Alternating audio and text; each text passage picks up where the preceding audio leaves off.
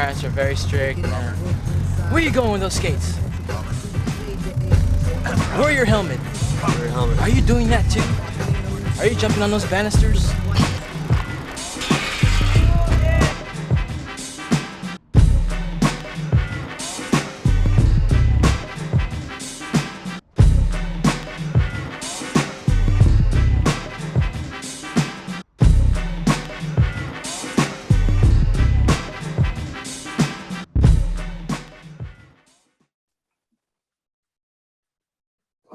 Hi. Hi, how you going? Good. Good. What is this? This is number 5, number 6? Yeah, fifth interview, but sixth episode. Sixth episode. Yeah. Was it six Sweet. or was it 7? Yeah, we're cranking through them now. Yeah. Before we get any further, I just wanted to say, like, while we've got everyone's attention, if you watch it, if you're one of the, I don't know, averaging 200 or something people that watches it, can you put a comment? It doesn't even have to be. It doesn't even have to be something meaningful. It doesn't have to be anything like. It can be something ridiculous.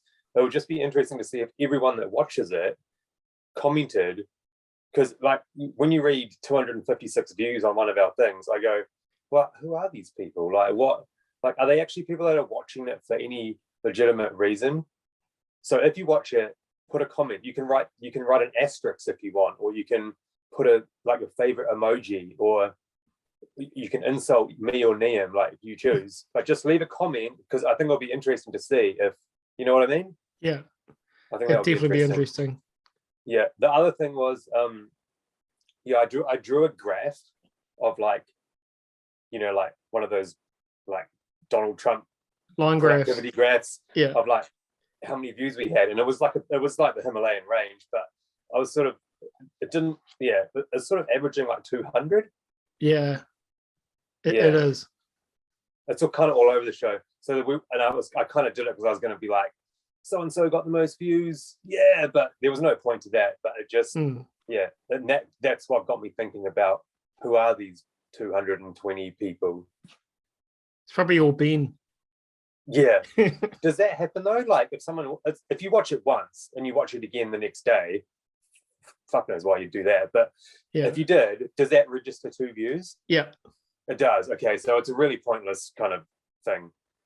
Well, Ben's still winning the race, so I reckon he's got 300 and something, so maybe he's just watching himself over and over. Yeah, he got Tim to just blaze a fatty and click it all night. Yeah, sitting in the shed. Yeah, nice, Ben, just because you were number 1. Okay, well, that's all I had to say. So let's talk to talking to Kelvin. Yeah, cool. Should I check him in now, or? Yeah, okay. Throw him in there. Here he is.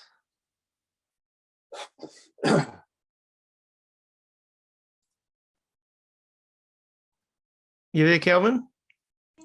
Yo. Oh, there he is. And his dog. Hey.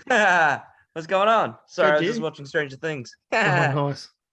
Have you been watching it? No, I haven't watched it yet. I ended up watching Kenobi instead. Oh, how good is that? That was good, yeah. Oh, Here's Dude, another. it's so good to be alive right now. I want to see the dog. Oh. It's Pickle. The ear flick. Are you watching, Isaac? Are you watching this? Pickle. Yeah, sick, hey. He's like, oh, what up, doggo? Cool, man. How you guys? Good, you? Yeah, good, thank you. Oh, What's happening? Thanks for staying up to 8:30. Yeah. Yo, it's Saturday. Whoop, whoop. I just wanted to know, can we have some free stickers? Yeah. Send me your address and I'll hook you up. Sweet. Okay. Yeah, easy as, man. Yep. That's my first question out of the way. Yeah, sick. How's things? Nice to meet you, Joss. Like shit. Yeah, bro. To be honest, I don't know anything about you until recently. I'm like, oh, who's this OG? Yeah, never skated with you. I don't even know if I've ever met you in real life. Nah, I don't think so. Yeah, nah. But that's cool. I actually wanted Liam to load up a video that we have of you first off. Okay. Is it sharing? Oh, I don't know what's happening. Oh, okay, yeah. Hold on one This is second. the trick I wanted to. The first trick on this is cool, man. Is that playing? Yeah, it is now. Yeah, it was. Yeah. Oh, there we go. Hey, jittery. Frame by It's pretty frame. jumpy. Oh, is that okay? Yeah. Oh, it's a shame. But I think everyone's seen it. Yeah. I posted up that's before. the fakie 5. Like, who fakie 5s downstairs now? No one. Yeah, I don't know. And it's because I can do it on those stairs. Everything else I try on, I can't do it. But for some reason, for those stairs, I can do them. Yeah. Well, So- when I saw it, because Liam kind of decides the promo, the videos that we put up. But when I saw it, I was like, yeah, like it's one of the acceptable tricks to roll out forwards from. Yeah. You know, like you don't come out of a Royale forwards. You're not allowed to do that. But fakie 5, it's like that's a good thing. Yeah. Yeah. Yeah. I don't know how you managed to do it and stay forwards though. I'd always bounce around back to Yeah. fakie again. Yeah. Yeah, I mean, like, to be honest, there was a lot of tries, man. It was a lot of tries. Wasn't first pop. Because you can do that on roller skates too, eh? Nah, not properly. Not like where I'm stoked on it. Yeah. Yeah, nah. Like It looks it's like you just sketchy. before it. Did you drop down another little set of stairs or something, Nah. or was that Nah, you just popping around backwards? When? What? Sorry? Just Just before the set, it looked like you dropped down like another set of stairs or something. oh yeah. So there's like another 2 stair. Yeah. Yeah. Right. So you get to boost and then turn 180 and then just kind of coast it out for a little bit. Hopefully you've got enough speed and then just pop it. Yeah. Sick. That's sick. I really like that. That's all I wanted to say on that. Oh, thanks. Yeah, I'm quite proud of that myself. Good on you. I would be. So Kelvin, when did you first put on a pair of skates? Like roller skates would have been first. I probably was like 7, and this is when I was staying in China for about a month on holiday. Last 2 weeks of being there, my cousin took me to the roller rink, and I just fell in love with it and just begged him to take me every night, basically. But yeah, I think 7, maybe 8. Yeah, I was around that age, and then didn't do anything. Obviously came home to New Zealand, and I think it was about intermediate. That's when, like, what year was that? It was like maybe 95-ish, and that's when the rollerblading craze took off, and all the homies were rollerblading. One mate in particular, Dean Humphreys, who used to live across the road from where my dad had his fish and chip shop. Like, so I'd see him all the time, and he came rolling around just because. Okay, so behind the fish and chip shop, we were next to like a service station, so we had like a truck stop kind of area. So it was like a massive back area, and it was smooth concrete. And he came rolling around, and I tried them on, and then I fell on my ass and just slammed. But since everyone else was skating, I was like, fuck, this is sick, like I need some rollerblades. Yeah, begged my old man to give me some rollerblades, and we went to the warehouse and got me some rollerblades. So yeah, so about Form 1. Sick. Yeah, it took me all summer holidays just to stand up on the damn things, eh? I sucked, man. So this is even Useless. after, like, so did you roller skated before that? Yeah, for like 2 weeks. Oh, okay. Like 2 right. years prior, and that was it. Right. But because of that, I was like, oh shit, rollerblading. Oh, it'd be like the time when I roller skated. It'd be awesome. It'd be super easy. Nah, not at all. Yeah, It's also probably there's no break on the front, eh? Yeah. Yeah, well, I didn't. I roller skated for 2 weeks. I just learned how to just go forward, and that was it. But I loved it. It was so much fun. It probably also have something to do with those horrible plastic wheels on the warehouse skates that it took you a whole summer to learn how to roll. Yeah, probably. Nah, I just sucked, man. I had shit balance. Like, let's be honest. Yeah, I just sucked, ate shit, but I was committed, man. I was committed. Nice. So 1995. Yeah, I'd say about 95 because 97 was when I got my first pair of proper aggressive skates, and there was the Roshi's M12s. So It's a yeah, good start. Awesome. Yeah, I think that was actually my first decent pair of skates too. Was M12s. yeah. Yeah, mine too. Cool. Which Yeah. ones did you have? Wasn't it like the only ones you could get back then? Yeah. I had the navy blue ones. No, I think I remember only one kind. There was like a grey boot. And that was Yeah, it. I'd agree. Yeah, grey Yeah. boot, and then they came out with a navy blue and a white one, but they still Yeah. came with the ones that I got still only came with a half sole. And then like 6 months later after getting them, they came out with the full sole. The full sole Yeah. that like linked up to the frame. Still had to screw it in the same way, but Sweet. So 95, 97. So you kind of started grinding things in like 96, 97, 98. probably 96, because around then is when I had the Bow FX3s like everyone else. And Yeah. that's when everyone was trying to like grind and stuff. I didn't even know what the hell I was doing just because all the other homies were grinding. So I was like, this is what you do on rollerblades. And I was like, okay, whatever. And then from there it progressed. And then everyone obviously started getting K2s. One homie, Tim, he had oxygens. Other homies, I've like before the K2s, they had the rollerblade chocolates. What else were there? Lightnings. And then it just so happened because I got the Roshis only because I was an Aussie at the time. On holiday with my mate Paul Crozier, who we stayed over there for a month. And I was like, Dad, it's the one time I can get like proper skates. We can't get them in New Zealand. Can I get some money and like get some proper rollerblades? So he gave me the money. And, hey babe, Mrs. just woke up. And then went into the shop. This is in Cairns. I don't know what brands or anything. I was just like, I've got money. I just want some rollerblades. And they're just like, do you want to grind and do stuff? I'm like, yes. And they're just like, try these. I was like, okay, sweet. They fit. Me. Here's the money. You nothing, man. And I was like, sweet. Best thing that's ever happened, So, one of the best.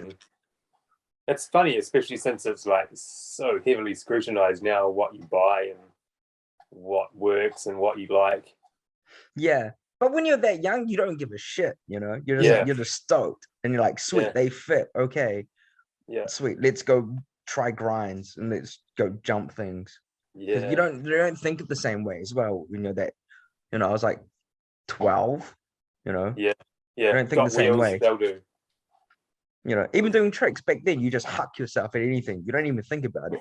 Now, anything's kind of a trick. Yeah. Now you're like, okay, my body needs to position this way. I need to have my balance this way. Like you get more analytical about it, Oh, I better not try that because that might fuck me up and then I can't work. So no, I better not do that. Yeah, that one sucks. That's the worst consideration, I think. yeah. Well, but you got to make it. Yeah. Yeah. That's just because we're old, Well, I Yeah. assume we're old. Yeah, we're all old. Yeah. We're old. So how was that kind of New Plymouth scene when you first started skating? Plymouth was wicked, like because everyone when I first started skating, everyone was rollerblading, and then I'd say third form, so 13, going into like 14, fourth form. That's when the trend stopped. So that would have been like 98, and then all of a sudden, all the homies that did rollerblade or surf, whatever, because everyone does everything, they just dropped it, and all of a sudden it was like, nah, like you're a homo if you rollerblade, so we're skateboarding now. But there was a few of us that stuck with it, only because we also played inline hockey and stuff like that. Some of us would also like dabble in skateboarding, but I know I tried dabbling in it and I couldn't really. I just like I can't get the same air, can't get the same speed. This is shit. I'm going back to rollerblading. Good choice. Yeah. It's But kind I of mean, like, interesting. It's kind of interesting that like how that happened, and then I think about all the people that did stick with it or did like didn't veer off somewhere else or didn't quit and go skateboarding. It probably quite an interesting sort of study of like those people, like who stuck with it yeah, just yeah, for yeah, the love of definitely. it. Well, I mean, like, I still had my like skateboarder homies, that I grew up rollerblading with, and we were still cool, They'd give me shit because we were friends, but I'd give them shit back, I'd be like, shut up, you wank on plank, like shit like Yeah, that. But yeah, you go to the skate park and you'd still be mates, you'd still be yeah, homies. So it was more like other friend groups or other people from other schools that you didn't really know about. They'd try and give you shit, or like maybe the older generation. But I don't know, for me personally, it wasn't, that hate wasn't too bad, just because I stuck out like a sore thumb. I was like the only Asian rollerblader around. So, and I was the only one like hucking shit, like trying misty flips off like stairs. And so they were just like, oh, no, he's cool. He does, yeah. like, so like, no, just leave him alone. That's kind of what Ryan was saying in our last interview. Yeah. Is like you got a bit of cred and you got a bit of like respect if you stuck with it, and I think it says a lot about people's genuine love for rollerblading when they didn't jump on those bandwagons or didn't run for the hills at the whole like homo blader thing. I think it's really cool. Yeah. What's punk as fuck, man? When you think Mm. about it, everyone's listening Yeah. to punk and all this, don't conform, blah, blah, blah. Wank, wank, Yeah. wank. And then all of a sudden Right. you're just like, and then like skateboarding sold out. Let's be honest. Skateboarding sold out hard. Like in the end, even now, like, I mean, like there are still very independent parts of it, but it got to the point where it did sell out. It did. But I think the more important thing is that, like you say, there's a kind of a punk rock mentality with rollerblading because it wasn't the cool thing to do. Yeah. Mm. Yeah. In the end, it wasn't the cool thing to do. But in the end, it's like, no matter who you are, or what you do, if you love what you do, you're gonna carve it up, and people are gonna respect you for that, And you also you don't really care if they do respect you or not.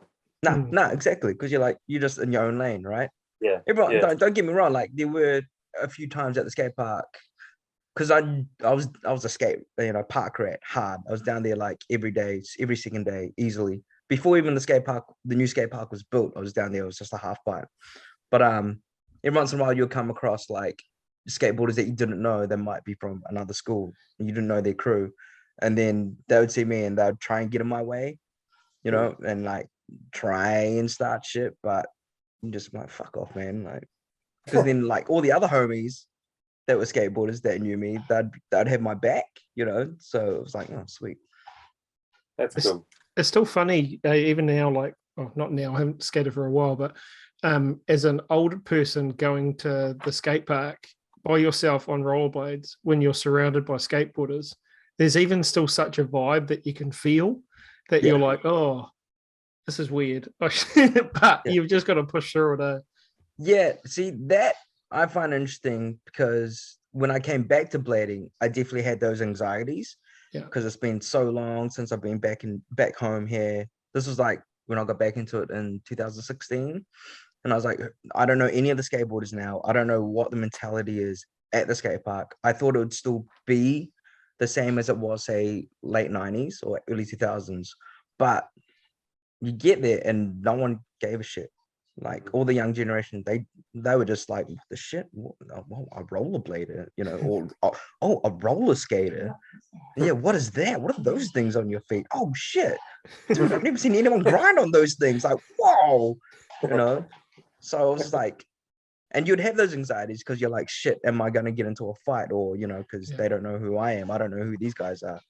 But then you're just like, oh shit, no, this is like a way nicer atmosphere and a safer place, oh shit, there's hope in the new generation. Or you could just not ride park and just go hit street spots and you don't have to worry about any of that. Yeah, but street hurts a lot more these days. Like, wow, you take a punishing, man. Yeah, I get it. And like, when was the last time you jumped on a handrail? Yeah, I don't do that anymore. But Yeah, like, exactly. Just Yeah. looking at one, you're just like, fuck yeah. And then you get on your skates and you roll up to it, you're like,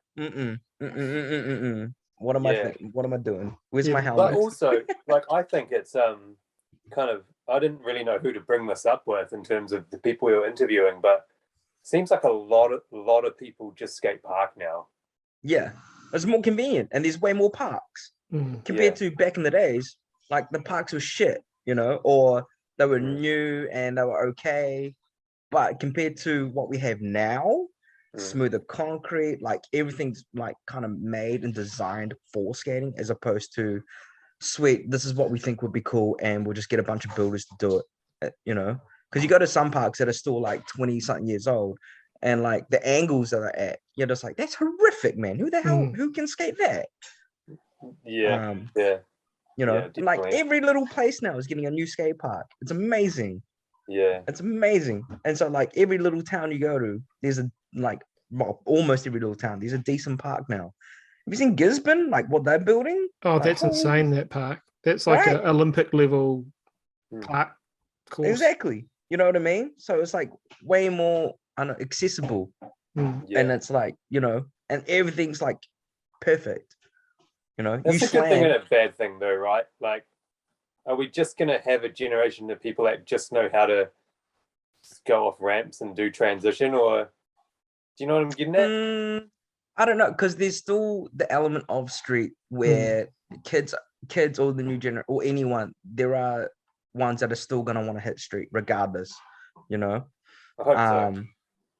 I mean, like I see it in my own town, like little Groms, and they're posting stuff on their Instagram, like hitting stairs, just going on missions like we used to when we were younger. Yeah. They still meet up at the skate park because it's like that's the hang spot. But every once in a while, Yeah. they'll be like, "Yeah, let's go hit some street." That's I'm cool. like, yeah, like, it's still there because like if you follow anything on Instagram or TikTok, people are still hitting street spots. That will never die, and that's where I know it's depends on the skater, right? Like on your skill level and whether you have the determination to like really make that spot yours, make it your bitch. Yeah. I'm actually super surprised we never ran into you back in the day in New Plymouth, because I think it was about 6 months, Joss, we used to do a trip down, stay in the campground down there, and just hit everything street related in your town. Like, yeah, we did it. Ago. We used to do it regularly because it was actually such a cool spot. Like, we used to be able to rock up to the campground, we'd stay there, we'd skate the boardwalk along the beach, throw plates and smash them. I don't know why we'd buy plates and smash them, but you've got so many street spots in your town. Well, we were kind of in and out in 2 days, really. Yeah. But we passed through. Yeah, it was cool. Yeah. Well, I mean, like, if you're talking about back in the days, I mean, I didn't know anyone. No one really, I didn't go on the internet or the message boards or anything like that. The only person I knew out of town was Luke Sharplin, and I didn't even have his phone number, but I knew, I skated with him. And the only reason I knew him was because of Toddy. You know what I mean?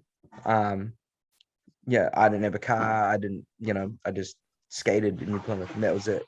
I didn't even know, like, hearing all these stories about cheap skates, I didn't even realize in Auckland it was basically ran by rollerbladers. Back when I was a kid, I didn't even know that they had proper rollerblades, or a collection, because we had cheap skates here, but they had like rollerblade TRS and I think maybe K2s at some stage, and that was it. Yeah. So I just assumed, that's all they had. So I was like, oh, why would I even go check it out? Because even the Oriental markets, we were the biggest sport competing there. We had the most attendance, more than skateboarding at the time. Yeah. Shit. Yeah. See, I went to, what year was it? I can't remember. Was it maybe 97 or 98? And I entered in the juniors. Sick. I think Dion Anthony was there that year. Maybe Julio. Oh, yeah. Yeah. So that was like the first and only really comp I ever entered in. It was the Nationals. Sick. So I opened it. I did the under 16 opens and I got into the semis. But that's when I met Todd and Todd was there, and then he got us to meet up with Luke, and that's when I started smoking weed that weekend, and I just crumbled like a piece of shit in the semis, because I didn't know what the hell I was doing. Todd and Luke led you astray. Yeah, straight up. I blame So them. who did you actually come to Auckland with that time? That time there was, who was there? That year was shit. That year, what year? Was that with Tony? Tony Lind? Man, I honestly, New Plymouth skaters. yeah, just New Plymouth skaters. Yeah, and that's the thing, like none of us really had out of our crew, my crew, we didn't have really connections to anyone out of New Plymouth. Yeah. You know, like even back there was a couple of older guys that were actually sponsored by K2s, but we never really skated them. They were in our senior hockey team. And I only saw them like skate a couple of times on the ramp. And I was like, oh shit, they're wicked. But you know, I was like, why don't they skate more? Why aren't they skating with us? We're down here every day. Why are they sponsored by K2?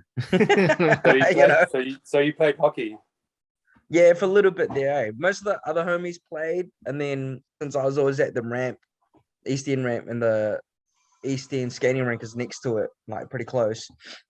I was there all the time, and they just mentioned like, why don't you just play? Like, we need more members. Yeah. You know, it makes sense. You can skate. Mm. So yeah, like originally a few of the mates started the Ravens basically, or did the logo as well. Yeah, so it was like about a good almost year before I joined them. Mm-hmm. The other reason was like hockey's so expensive, and my family was pretty poor. So I was like, there's no way my parents are gonna pay for like hockey gear and new hockey skates. Yeah. You know. But eventually I did, and yeah. And it was a excuse to go on tournament to go check out the other skate parks in other towns. Nice. Yeah.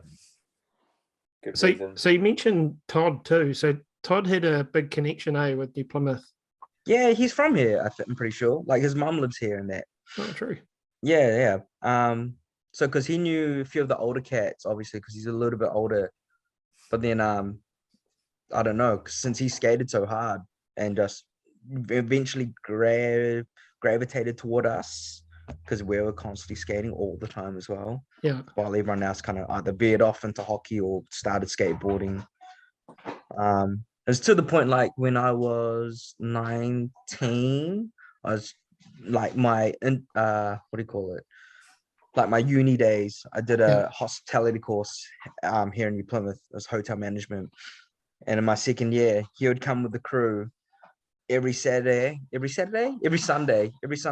come to my room because we all had to stay there. It was like a hotel kind of situation. And they would wait for me to wake up. And every Sunday I'd be hungover as fuck, man. And like they would just wait there for hours until I woke up in my room and just watching skate vids or whatever, just to get me to go skate. Sick. So he was like a big instigator during that year. That would have been 2001. Big instigator to keep me skating, while I was like being a little shitbag, basically. That's good. That's a cool story. Did you kind of meet him at the height of his powers too? Because I reckon those kind of mid-90s, he was the switch and natural king. He could bloody do everything, could hit everything on street. Oh yeah, see, I think it would have been maybe after that. I met him, but I was, how do I say this? I wasn't very smart when I was a teenager, and I wasn't very receptive of what was going on. Like I didn't follow brands or anything, just because like I didn't have money, so there was no point of following shit. Like I didn't know what the hell was going on in the scene. And I didn't have an eye for people skating like crazy stuff, like whether they're doing switch or whatever switch ups. I'm just like, oh, that was dope, cool, rad, so yeah, I know he was a good skater because every time we'd go skating I was like, holy shit, like this dude's killing it, Oh, not bad for an old guy. Yeah, he's an old guy too now. Like Todd's older than us, ain't he? Yeah, I think he is mid or late 40s. He must be mid, yeah. I think. Yeah, I remember him being older than us back in the Roller Force days. I was like, Used to come in with his full leopard print knee pads and everything. That's right. Like, oh, it's Todd, look out, it's Todd. Yeah. But he's like, yeah, because I remember him, I don't know, back then, because he was just, we were just little groms and he would just talk heaps of shit as you would when you're older. And then I remember, I don't know, I don't know if this is me just dreaming it or if it's actual memory. I know some skateboarder gave him shit and he was just like, shit, whatever, give me your skateboard. And just totally showed up him, and it's like, shut the fuck up. And then got him back on his blades, and we're just like, oh, crack up. Yeah, he's 47. Oh, there we go. Yeah, right? 47. And he can still Shit. negative mistroll like it's nothing. Yeah. He's still got skills, man. He does. Yeah. It's just a shame. I think, is it his knee injury? No, his back, right? I think it was back. shoulder, I think. I don't know. He's probably injured most things, but yeah. But every once in a while, he'll get back on the blades and he still just rips out some random shit. And you're just like, oh, all right. It came out of nowhere. yeah. So I guess we're going to talk about some industry stuff. All right. Because I guess you're in the DIY kind of ethic as well, setting up Shred City. Yeah.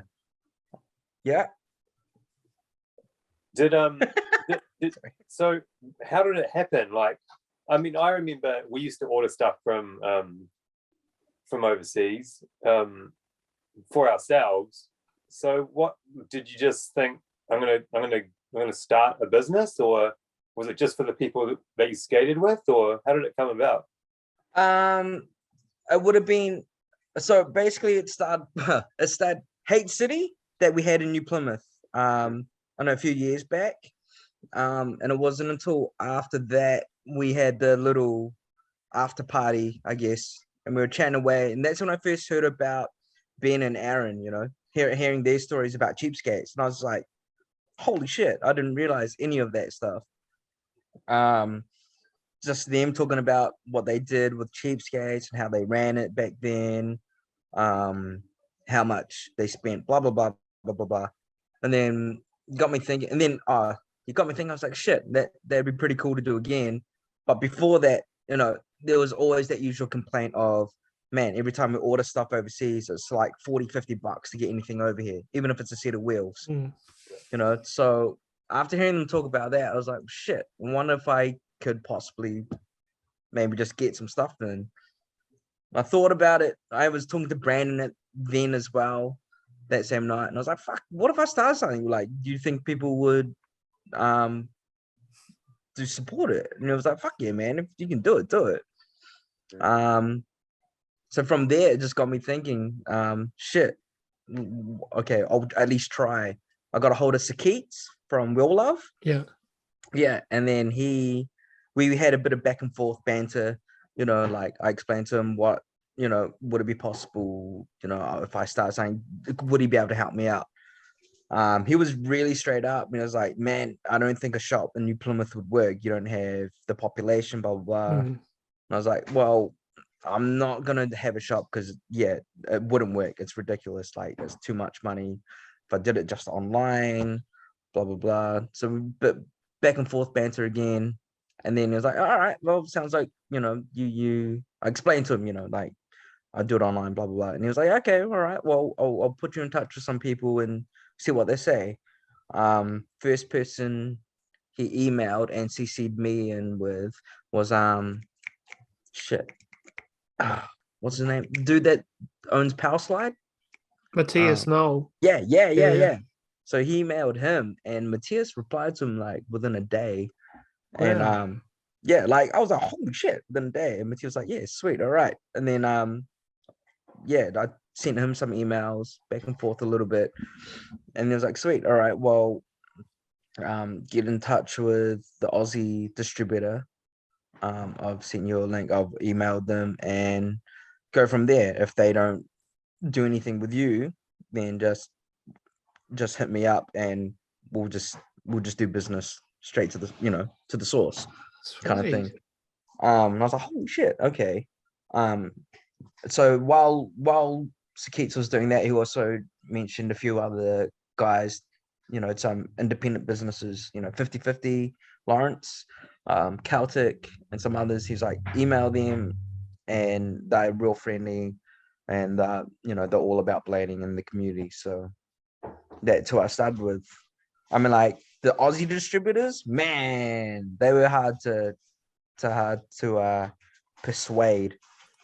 Because I don't know, I guess they thought I was all shit, or who's this like small little fish in a giant fucking sea.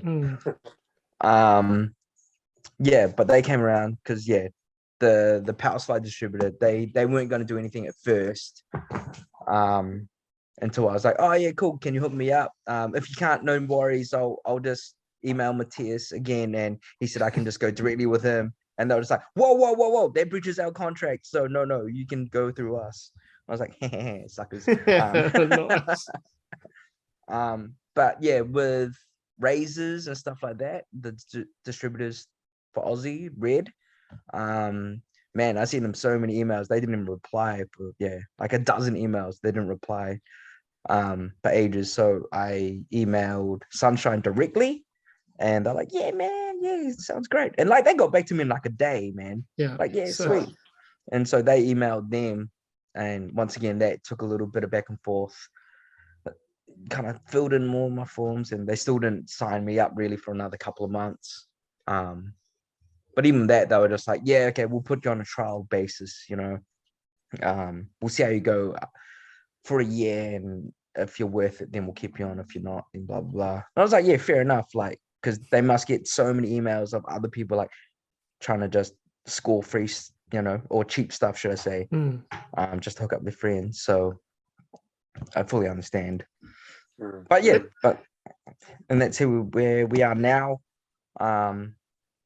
Yeah, and eventually, within this like year and a half, I guess, since I've started it, like, yeah, just pumping out, just content and stuff, and a few other companies have kind of contacted me, or I've contacted them because I want their stuff, and the majority of the time been sweet. That's so rad that's all started from like a conversation with Skates, because he's a good dude, and he's been a big supporter of our scene, like sponsoring events and stuff beforehand. He's the man. He's super lovely. I got to meet him when his partner came over for the Tattoo Expo. Yeah. It was like, yeah, come skate. And I'm like, I'm sorry, man, I've got a stall here. I can't. Like, I really want to, but like this weekend's super busy. She's an amazing tattooist too, eh? Like her stuff is so good. Her fine line's amazing. Yeah, man. Yeah. I got one of her t-shirts. Yeah, she's pretty sick. Yeah. Like, what a combo, eh? Yeah, it's pretty cool. Like, sick. Even some of the stickers, like, she's done it. I'm like, So it's crazy because you have a product range in your shop that you would not expect from a small country rollerblade shop. Like, getting ghetto community and all the balance and chroma product you've got, like, it's pretty crazy, the range. Like, do you have a process how you select what you stock, or is it? Yeah, it's just what I want to skate, basically. Because I see your ghetto community sweatshirt you got on too. Yeah. Well, man, like, yeah, I'd love to get more of this stuff, but man, that cost me a fortune to get in. Could you get it in fat man sizes too? Because none of your stuff fits me. Yeah, it depends if they have them in those sizes, if they make them. What do you rock? I'm not going to say that on the Zoom. Yeah, custom size. What, 2XL? Yeah. Yeah, okay. Oh well, yeah. A lot of the times I don't even have that, so I'll try next time. Damn it! It's like at Fifth Elements, they don't even cater to my feet size. No, but they're coming out with the next foot size. Oh, how big are your feet? Is it 11.5, 12? Because they're coming out with the next. What's the next size, Shell? 14s? Yeah, we're definitely digressing. I shouldn't be skating. Yes. 14 or 15? 14. Yeah. Man, I actually got some size 14 Valo. Remember, Joss, when I did that stupid commercial for Siberian Airlines? How do you jump in a size 14 skate? All they had at Cheapskates was like a size 14 Valo.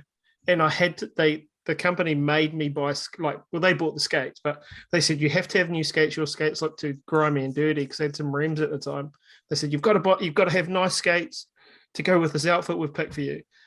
And so they gave me these skates afterwards, and I can't remember how much they were. They were bucket loads because they were at cheapskates, but I couldn't even sell them to anyone. There was no one in the country that would buy them. You got flippers, man. That's funny. Exactly. But you know what they say about guys with big feet? Got big socks. Yeah, straight up, dog. Straight up. Let's say that. So just on the inline side of what you sell, are you connected with the people that you supply? Like, have you got an idea of, like, you've got an idea of where stuff's going? Like, do you know how many different people you're like keeping in skating by doing what you do? Only the ones. Not really. Like, yes and no. Like, it's more like the homies that I skate with. Yeah. Or, you know, like people that I've met through the comps and stuff. And actually had a conversation. The other ones I tend to know more. Kev Baden, he buys a lot of stuff. Same with Sam Anderson, funny enough. Yeah, no, there's a few that I know of. There's quite a few that I don't know. I'd say about half the people I've sold stuff to I've never met before. So it's just going out to a random address and you'd have no idea who it is. No. And is it good stuff? Like, are they buying like the same thing that, like, you know, a Kevin would buy, or a? It depends on the person, because at the moment I'm getting a lot of emails, just people asking questions, you know, like what to buy. I want to get back into skating. What do you recommend for this sort of setup? So it's varied. I also get a lot of people asking for just rec skates, which I don't really do much of at all, because that's a whole nother market, and I don't have the money to buy rec skates, to be honest. Like, it's bad enough it's not bad enough, it's hard enough with aggressive. So it's a lot of those emails, and you know, a lot of people just asking questions about roller skating as well. Right. So when you say it's hard enough just doing aggressive, you're kind of making it sound like, okay, I guess this is my question. Like, it's financially like lucrative for you, obviously, or are you just? It's not. No. I'm not asking that question for any other reason than, like, you know, to establish whether you're just doing it for the love of it, you know? Yeah, it's a passion project for sure. That's cool. That's kind of the answer I was hoping for. Yeah, no, like, to be very honest with you, like, okay, most retail shops or stores, their markups, say like a skate surf shop, you know, with clothing and whatever, most of the time their markup is around about 50 to 40%. Okay. Yeah. So that's how they keep themselves in business. Obviously, there's certain items, say like skateboards and stuff, will be lower, maybe slightly lower. But with rollerblading, because of how much I have to pay for import taxes as well as postage over here. Yeah. So say I get something from the distributors in Aussie, they take their cut, and then I'm paying extra for postage to get it over here. Now, if I put my markup to what it should be, so I get good money, it would be ridiculous. It wouldn't be feasible. So for me to keep my prices at somewhat wherever it is in the market to compete with Aussie or America or Europe, I have to keep it around the same. And to do that, like, my markup is not much. And it depends on the brand as well. Like, my markup at the most is about 30%, which sounds like a lot, but it's not. Say, I'm going to give you an example, okay? Like, some skates my markup's only 20% if I'm lucky. So say out of $100, okay, for a business person, should I say, this is stupid. Like, doing this is stupid. It's ridiculous. It's like, why would you do this? All this work for fuck all. Okay. So say out of $100, okay, my markup is 20%.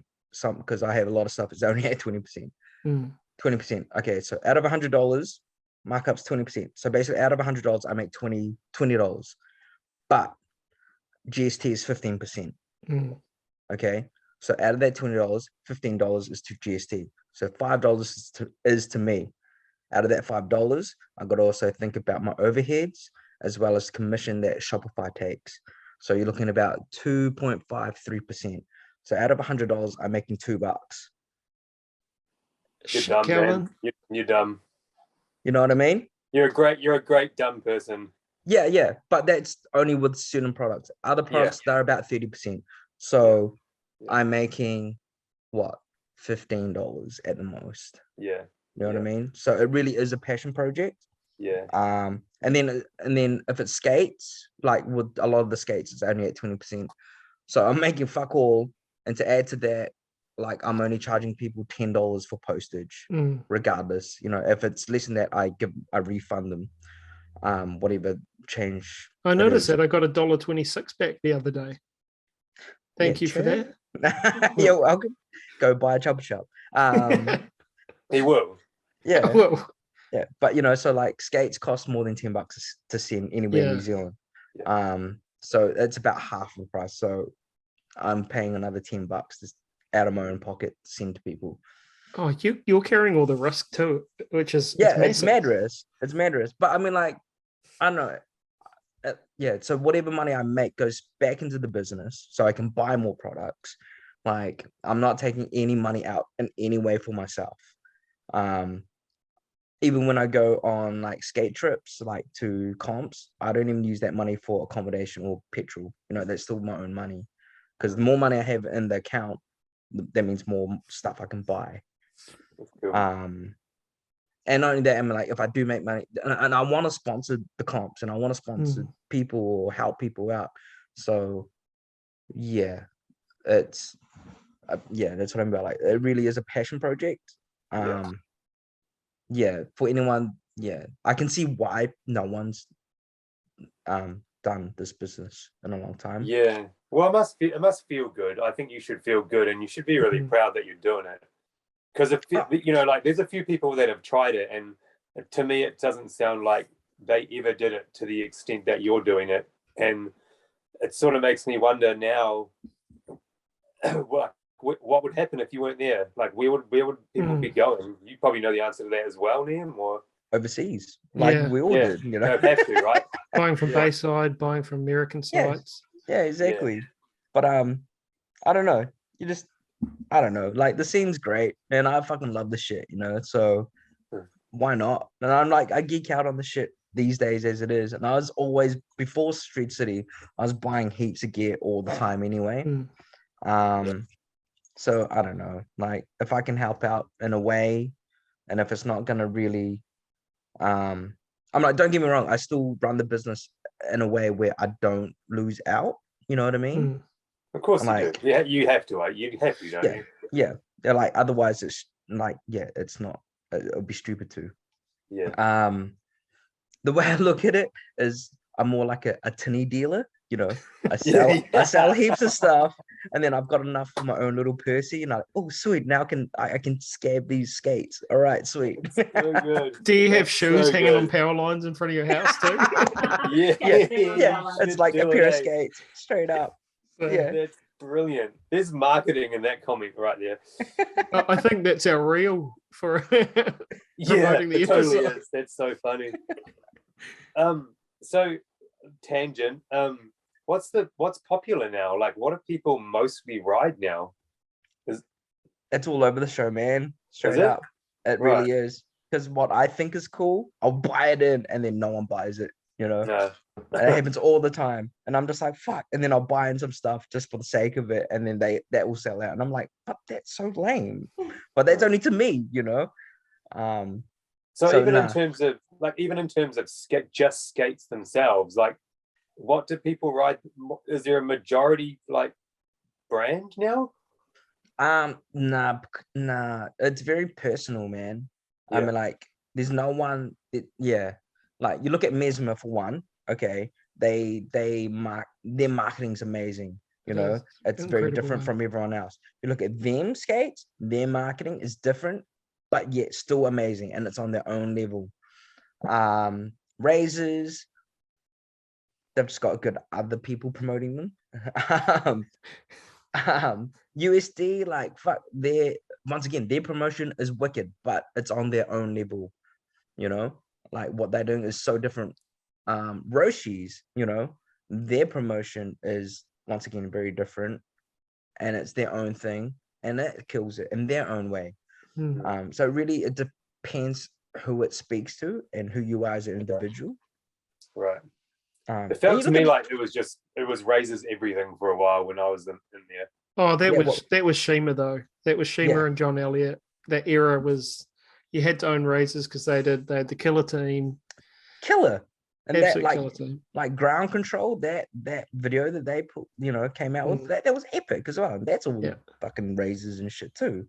You know, like they killed it in that era. But to be honest, I wasn't around that era. I only know this like coming back in. Yeah, so, and that's the thing, razors, yeah, I'm like, they've got a lot of bad juju at the moment. But at the same time, they seem to be doing right. I think it just came out the wrong way. Like none of their actual riders really talk shit about them, and a lot of them have been riding for them for a long time. So it's a hard one. And it's a good product, right? It's a stable product. You can't fault it. Nah, like no one, like their plastics they use, I don't know what they use, but they're fast, man. They're real fast. The boots, like the SLs, I love the SLs. Like I didn't want to because of the bad juju, but it's like, damn it, they're so good and they work. And that's like, yeah. So like with all skates, I don't know, like with all skates, they all have their pros and cons, like anything. But you know, like Roshi's heavy but solid, you know, and their sole plates last. But what I don't like about the sole plate is there's no wheel wells, so you're tied to, depending on what frames you're rocking, it's either 58 wheels or 60. You can't change anything. So Razor SLs, they've got the wheel wells. So you can ride up to 64 millimeter wheels on the outside, you know, depending on what even that's even with create frames, you know, where their max wheel is 58. And then, you know, like they're solid, their sole plates like last as well. And then you got thems, you know, which is more like an M12's kind of skate. But they're comfy. They just work well. A little bit higher, but yeah. And the sole plates, I don't know. I'm scared that just won't last as long. But they're such a nice skate, and they look dope. You know, so all these like attributes they even have. Anyway, I don't know where I was going with that. Well, you have tested out a lot of skates on your channel, so I could understand. Yeah, you've been passionate about multiple skate brands. Yeah, well, I originally wasn't going to do any of that stuff. I only did that stuff because since I'm an online shop, you know, I was like, well, I can't talk to people face to face. What if I try doing reviews? And the first one I did was the sways, the USD sways. And I was like, oh, I'll try it out. If it's shit, then I won't worry about it because it takes so much time. But there was such a good reception with it, and good feedback, I guess. And people were buying skates from that, I guess. So I was like, oh shit, okay, this works. You know, it's just another marketing tool. Since I can't always talk to people, you know, like because I don't have an actual shop. So that's the only reason I do that YouTube shit. Oh, I think it's pretty clever. I think you're pretty bang on with your marketing personally. Oh, this is coming from someone with a marketing degree. Oh, true. Okay, rad. I'm just like faking it to make it, right? No, you're killing it. Do you know, Kelvin? Do you know any of the other guys before you that tried to do this? Like tried to do importing, selling, rider? Ben and Aaron. But that's only because I talked to them at like Hate City and shit. But that's about it. No, and I've seen me talk to Scott, Square Wheels. Oh, Brindle, yeah. But that's over just wheels. But that's about it, really. Yeah. I don't know anyone else in New Zealand that's really tried. But Be nice to. Most of the people that seem to do it before were never really like, they didn't really seem like very dedicated skaters. You know, they Yeah. weren't like skaters. Yeah, I think that's where anyone trying to do a business is gonna fail. Say like people that start a cafe and have no hospitality background, for Mm. Don't example. like coffee or whatever. Yeah, Yeah, like because they're just like, oh, it's a quick money maker. Oh, it'll be Yeah. sweet. It's easy. And then they start it and they're like, whoa, this is really hard. Whoa, Mm. For me, because it's a passion project, like, yeah, I don't really see it as work, even though it can be stressful at times because I've got so many other things going on in life. Mm. But for me, it's like, fuck, this is sweet. This is what I love to do in my free time, and it makes me happy when, yeah, well, much more than that. Yeah, like Mrs. just said, she's like, fuck off, it's more than that. I get stoked. I really do. I really get stoked. Like just geeking out with other people. Like, oh, did you try that shit? Oh, I haven't tried that yet. Oh, man, what do you think? Like, shit, what do you recommend? Oh, this is what I recommend. Oh, You do have a lot of energy and a lot of passion though, like, and that drive comes out and how much you repost and how much you support the scene and support events and support people. Yeah, well, it's And, like, important, man. Like, Yeah. Our scene's so small, and it's Mm. like, fuck, there's so many wicked people out there. Like, I know they love the same shit that I love. Mm. Why wouldn't I love that? They're like, yeah, fucking me. Even if they're just starting, like, yeah, you did a soul grind, yeah, sick. Yeah, This is- it could actually, when you think about it like that, and talking to all the people that we've talked to, it feels like it could fizzle out quite easily if there wasn't people, hyping it like that. Yeah. It seems like it's almost like on a knife's edge of like just kind of could disappear. It could. I don't know. Because there's other people in New Zealand doing the same Mm. thing, like hyping each other up too.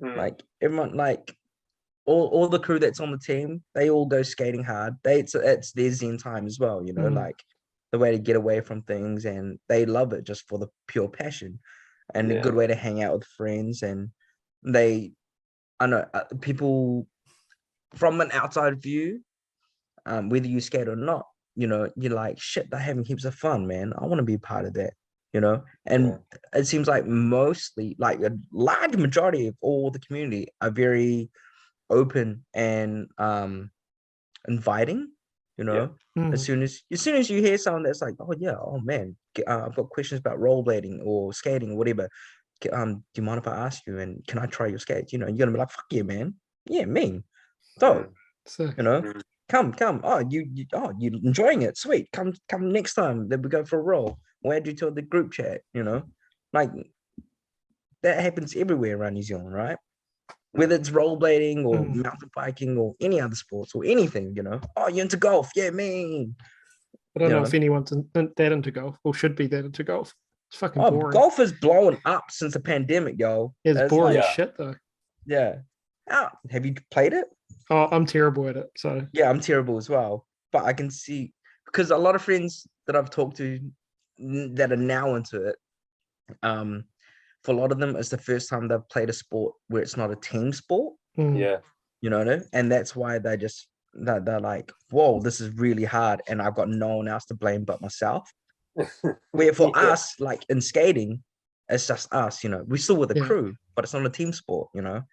and you put all that pressure on yourself, and you move at your own pace, as opposed to do a team. You're like, you have to be this certain level to be in this team. Yeah. If you're not, then get the fuck out. So There's also something satisfying about smashing a really tiny ball with a really long stick. It's actually pretty hard. Like, It's when probably you do more it, it feels satisfying good. using that stick Yeah. to smash a window though. Yeah. How do you decide who you're gonna hook up? Like who you're hooking up? um How do you choose, man? And what is the kind of deal? What's the deal? Like the Yeah. deal. Okay, so who I hook up. Okay, so Sluggy was the first, and the only reason I hooked him up, and well, not the only reason, but he just as soon as I announced that I was starting shred, he was like, "Yo, homie, can I just like plug your shit?" And Sick. that as Sluggy would. And I was like, "Fuck yeah, dude. Yeah, man. You don't need to ask. If you want to do that, cool." And it's like, "Yeah, man, I'm super keen." And I'm like, "Oh, fuck. If you're gonna do that, then how about like I make you an ambassador of the team? Then I'm like, that's only fair if you're gonna go that far with it." Um, so he was the first on the team. I think second on the team was Ira. Now Ira, I met Ira through Mark Andrews, her hubby. He messaged me and was like, "Hey, if you need help with roller skating gear or no," he was like, "Hey, can you get roller skating gear in? Because my partner's into it, blah blah blah. And if you need help, I'll message her." And she helped me heaps, man, because I don't know shit about roller skating, especially back then. And because of all this information, all this help, she was sending people my way, and I was like, "Well, it's only fair." And not only that, her and Rose were organizing like the first like roller skating bowl jam in Auckland. And I was like, "Well, shit, if that's what they're doing, okay, cool." I was like, "Do you want to be a part of the team? Like you've helped me out so much. It's only fair. What do you want?" Sorry, it's so funny to see the dog come across the screen. Yeah, she's very needy. It's old pickle. So she got her on theme, and it made sense as well because I needed someone to help me promote the roller skating side, and also just because she was doing stuff within the scene, right? Who was next after that? It was Brandon because it just made sense. He's already doing so much for New Zealand and just for the community in general. So I hit him up, and he said yes, so it was awesome. And then I think it was Gibbs was next, just because Gibbs is the man, and I was like, I just also need someone that just like, I'm not saying the others don't skate well, but I just wanted something that just like is core, like Kills just it. like just kills it, man. Yeah. So He's my steezy. favorite New Zealand skater. Exactly, it's so steezy. So I was just like, "Oh, bro, do you want to be part of the team?" Like, so got him. Rose, was Rose next? What was it? Yeah, Rose, because they also, well, after this time, I realized how important they are to the roller skating scene in New Zealand. Not only that, they are like just top, like just wicked, just an awesome person, like a decent human being, So I was like, yeah, cool. And they, like, in my opinion, for roller skating, quad skating, streetwise, and just going hardcore, best in New Zealand. Oh yeah, best in New Zealand for street and all that. But like just extreme, like hands down, in my opinion. And then obviously Meat, because he's just killing it. And I wanted another blader on the team, and he's the man as well. He's just the man. Super nice dude. So basically, to make it on the team, is just basically, are they a decent human being? What are they doing? Like, are they positive in a way, like they're just not talking shit about people? And just, to be honest, that's basically it. Well, that also, what are they doing for the community? That's because that's more like my ethos as well. It has to somewhat be in that realm. Not how visible they are on social media.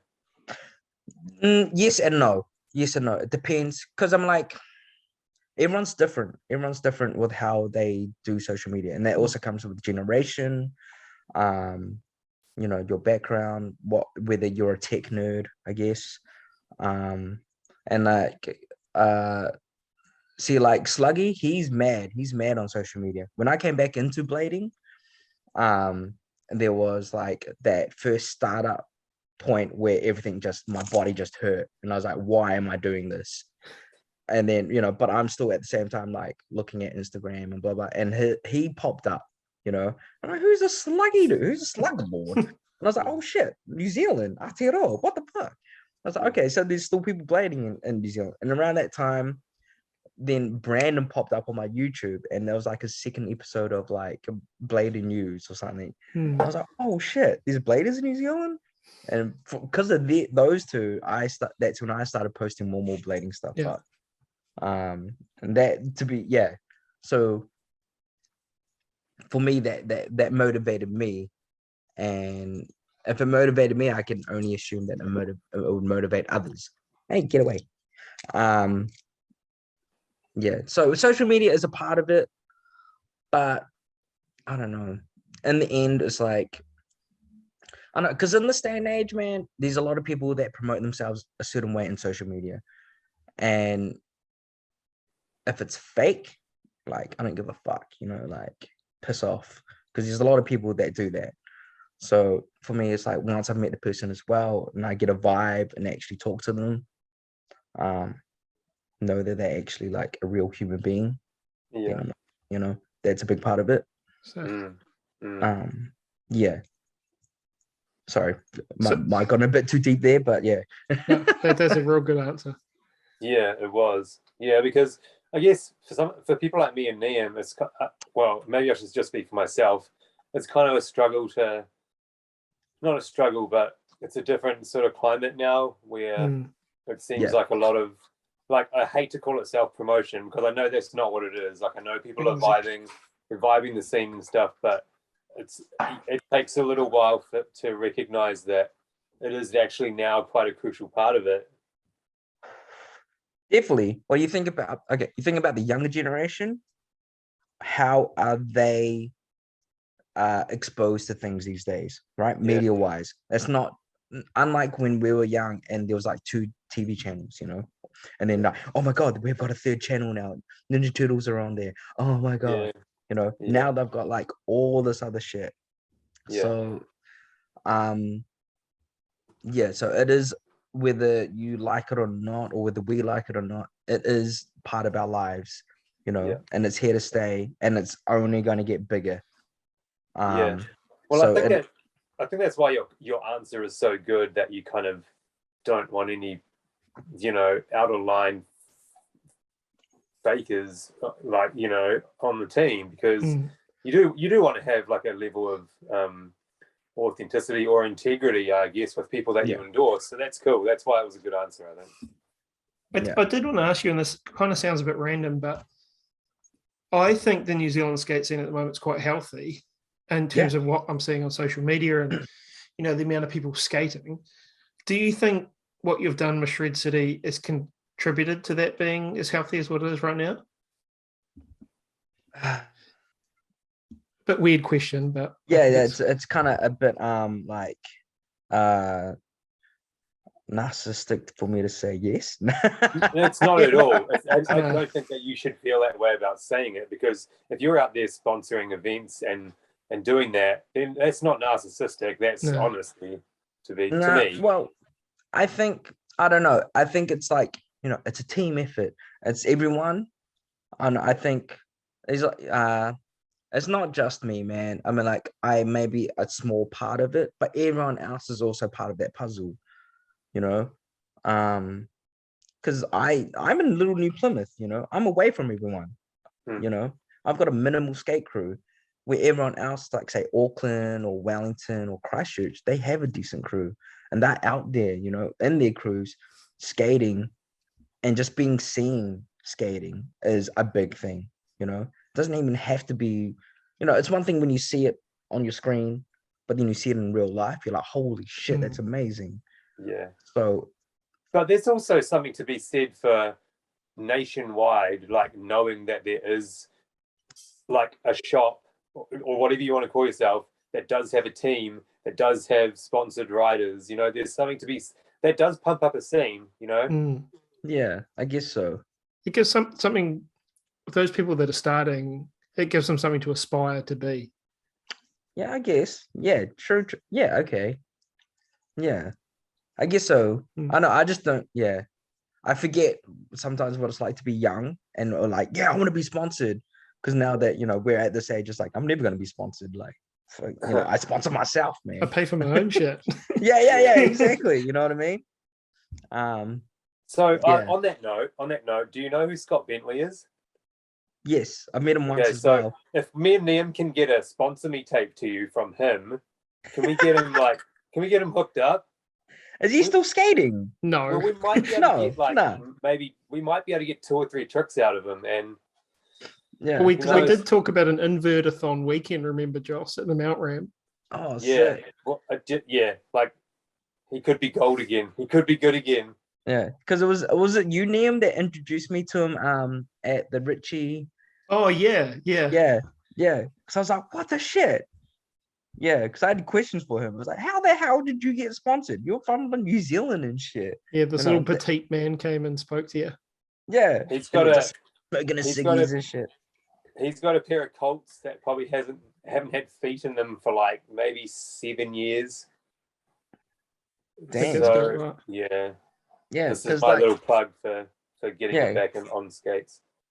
because that was my questions to him. Like, because even when I was young and seeing them in magazines, you know, I was like, what, why the hell, how are New Zealanders sponsored? Like, we're in this like little bumfuck country in the middle of nowhere, you know.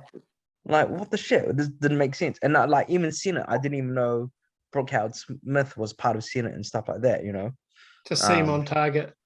Yeah, straight up. Yeah. Straight up. And then people would tell me, I'm like, hey, that dude. What? Yeah. So Um, has there been it's kind of a two-part question. So is there any product you'd love to have in Shred City? And then the second part to that question, is there any product you'd love to have at Shred City that you've tried to get and they've burned you? Oh, okay. No one's burned me. I mean, like, no one's burned me. And it's more like people don't answer emails. So Yeah. no one, like, professionally speaking, you wouldn't burn anyone, you know? Like, it's just bad juju. But yeah, one thing I'd love to get in is them skates. Yeah. And I've tried a lot. But yeah, no replies. Who else? Not them. It's just them, really. But at the same time, yeah, I'm like a very small fish in a big pond or big sea. So yeah, and yeah, and Julio's busy as. He is a soundbite at the beginning of our theme song. So maybe you I should just know. flick him that and say, hey, hurry up and answer my emails. Yeah. No, well, I mean, like, yeah, okay, yeah, that's a whole nother conversation. But yeah, that's VG4, right? Yeah. Yeah. You don't want to See, slide on banisters. You're not allowed to. See, like, for me, yeah, okay, no, that's another tangent. But that was another reason why I got into, like, I really dived into blading, to be honest with you. Like, okay, I'm gonna get like a bit off track or maybe a bit deep on the shit, but growing up Asian as Chinese in New Plymouth, like back in the 80s and 90s, like there weren't many of us around, and there used to be a lot of skinheads around as well. So not in that way, Asian people were, I guess, not perceived, but shown on movies and shit. You know, like we, as a male, you are either like a butt of a joke or just like this stereotypical horny fucking little like foreigner, I guess, or just like and where Asian women were like exotic, right? So it was pretty hard growing up. Like there was like that aspect of shit of movies and just the way we were perceived. But when it came to skating, like Shiaki Ito, and then all of a sudden John Julio on the scene, right? And it was like, and then he had all these other colored people just ripping, and there was none of that stereotypical fucking bullshit. It was like, yo, you ripped, and you had people of all colors, of all backgrounds, just loving on certain skaters, not because of the color of the or whatever, just because they fucking ripped. So that was another big thing that drew me into skating. So I was like, holy shit, that dude looks like me in a way, or I look like him. Like, yo, this is sick. And no one is giving them shit. You know, no one is calling them a ching chong or whatever. And it's like, this is fucking rad. These my homies, they're respecting them. Like, yo, I want to be like them. Yeah. That's a really cool aspect of skating, isn't it? Again, Definitely and it's is. not the same as other sports too. I think. Nah, definitely not. Like, extreme sports, right? Because you're like, in a way, that's what I mean by like this punk as fuck. Yeah, because it's so. That's a really interesting comment. Yeah, sorry, I don't know where that came from again. I'm sorry. I've had a few whiskeys. No, fair enough. But it's pretty interesting topic. You never really think about how kind of inclusive rollerblading is like that. Yeah, even though it's also not inclusive at the same time. Yeah. Well, because it's not. It wasn't back then. It's not something they promoted. You know, it is what it was. Now you still don't need to really promote that at all. You know, you just showcase it. You know, but it's the ones that really try and make a statement out of it. You know, I'm a bit wary of them. You know, like, come on, man. Like, now you're cool with gay people when you went 20 years ago. You know. Yeah. It's geographical too, right? Like you said, that was a big thing in New Plymouth, but the scene that we kind of started skating in, like in Auckland, there was already a pretty diverse mix of people. We skated with some real like ripping Asian skaters in Auckland, man. Oh, like, Todd was unreal. But it was never even a thing. Like it wasn't ever a thing, you know. Yeah. So well, that I do not doubt, because it's a city, right? You're gonna have a more of a melting pot. Yeah. I'm in New Plymouth, where even I'm like, back then it was very small, you know, very country bumpkin. Most people had 6 toes in from Inglewood. Oh shit, you already know? Yeah. It's not as inbred anymore anyway. Nice. So, random question. Where do you run Shred City out of? Like, where do you store stuff and where do you run from? Like, is it your house, your garage? Yeah, on this computer right now. So my garage and our spare bedroom is like full of stuff. So I come home from work from the barbershop, because I own a barbershop as well. So I work there, come home, and then that's when I suss out the orders. And that sometimes when I'm at the shop is when I answer messages. Like if I'm in the toilet, like I'll try and do 2 things at once, you know what I mean? In the office? Yeah, in the office. Doing some paperwork.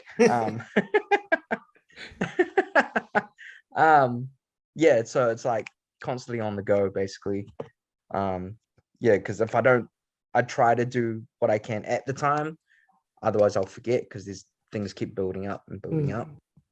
But from the house. So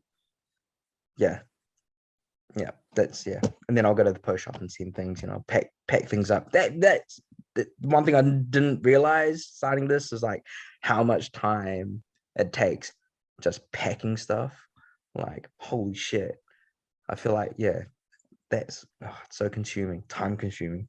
You must have gotten really good though at being able to pick up a product and go, right, that's an E4 envelope. I know what size envelope that's going to fit. Like, you know. Well, because it depends on how much stuff they buy. And the thing is, I like when I go to the supermarket, I'll grab a whole bunch of boxes from there, you know, to try and recycle. There's a trade aid not far from my work, and I walk past it basically every day. So whenever they have like boxes outside in their front, they'll be like, hey, Frida or Good Home, whatever, you know, I'll pick up the ones that I think will be good sizes. But at other times I won't have boxes and I just get lazy and I'm just like, fuck it, they will just go in a bag, you know, go to the post shop and just do it there. So how much do you skate now?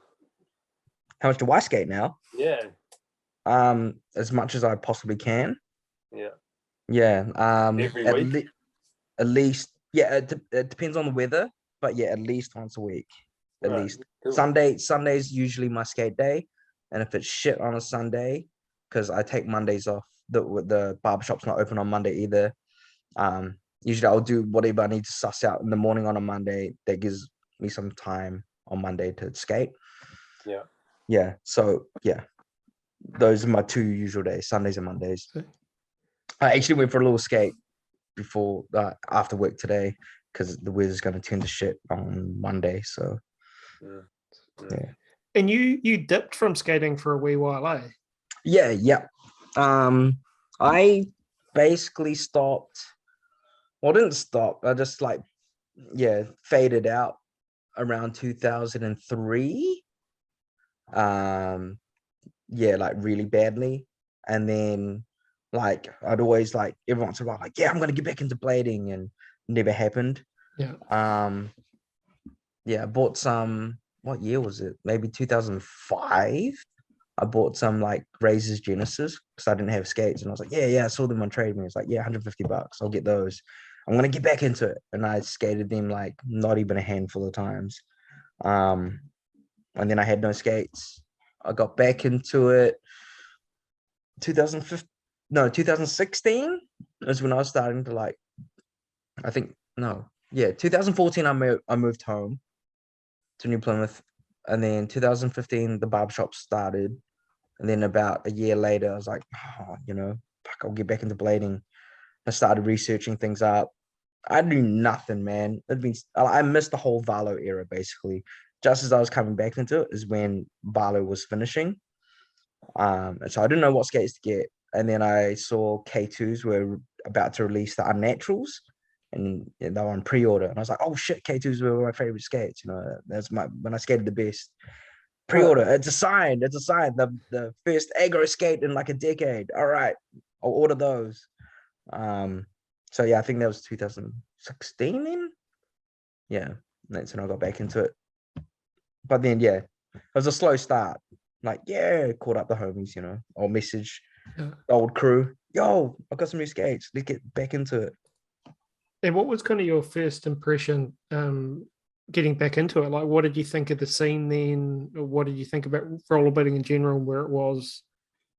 I didn't know much. Like I said before, that's as I was doing that stuff, that's when Sluglord popped up on my Instagram and stuff, and at the same time Brandon was doing his Blade News, just started it, and I didn't know what Barlow was, man. And I'm like, and then all of a sudden I remember Julio's post thank you Barlow for everything you've done. I was like, what the fuck, what's happening?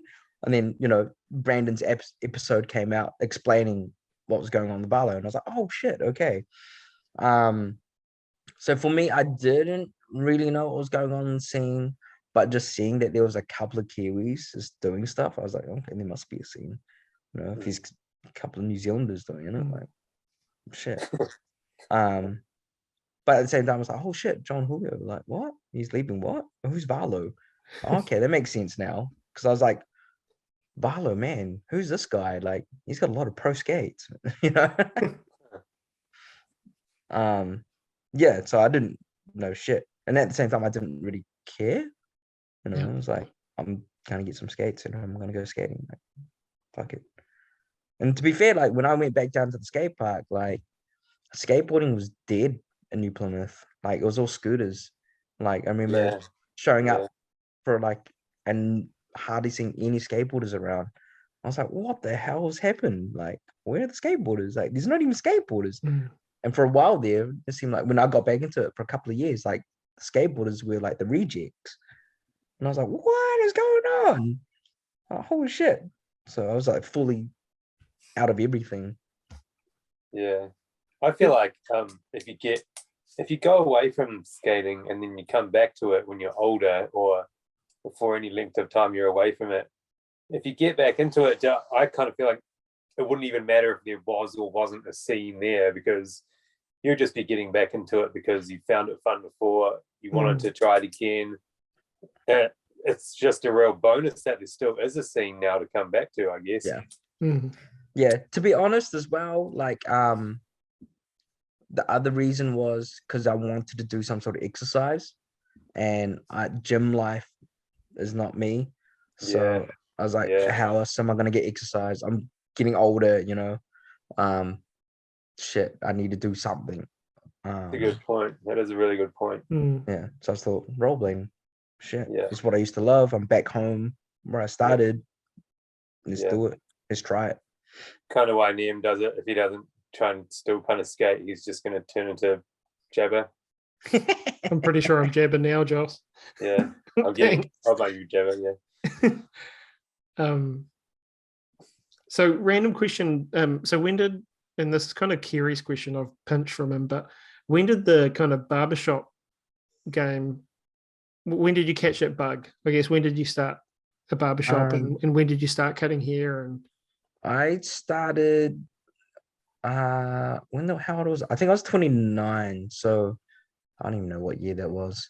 10 years ago. Yeah, it would have been about 10 years ago. So what year? So what? Bad maths. 2012? Is that right? yeah, that's 10 years. Yeah, 2012. So yeah, that's I was working in retail in Wellington. I got to about 28. Age of 28, and I was like, man, I can't be doing retail for the rest of my life. Like, I need to do something. I need to learn a new profession or something. And I remembered a friend that at the time she went back to England, and I remember her saying like, "Oh yeah, I'm going to be a barber," and I was like, "A barber? What the fuck?" And I was like, "Fuck." And I at that time I just started going to a barber as well. Like going to a barber started becoming cool again. Mm. So I was like, "Oh fuck, I'll give that a whack." So I left Wellington, moved up to Auckland, and went to Mr. Barber, which is a barber school up there, which is only like a 3-month course, which is pretty sweet. And all the other courses I was looking at were like the 3 years, you know. And I was like, well, I'm already 28. By the time I get there, I'm 29, whatever.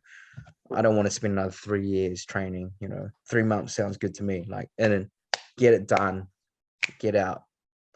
So yeah, I did that. I got hired by Mr. Barber about, I think, 2 weeks before I was meant to like finish the course, and end up staying in Auckland for a year and just cutting for them. And then after that I moved back to New Plymouth just because just got older and wanted to come home, and parents weren't getting any younger, and seeing what the scene was like here. So how many people do you employ in your barbershop? There's just one of the boys just left today. He's moving over to Gold Coast. So at the moment, there's one full-timer and one part-timer, and then there's me. Pretty short, pretty small. Yeah, ideally, I'd get one more person, but right now I'm advertising. But yeah, we'll see. And it's winter right now. It slows down a bit, so it's not too bad. Sorry, it's just kind of funny thinking about going from talking about skating to talking about cutting hair. Yeah, talking about the seasonal changes and sharing humans. Yeah, pretty much. But fuck, man, it's like, and like, you don't make much money from barbering, but it's an honest living, you know, and it's like another lifestyle job in a way.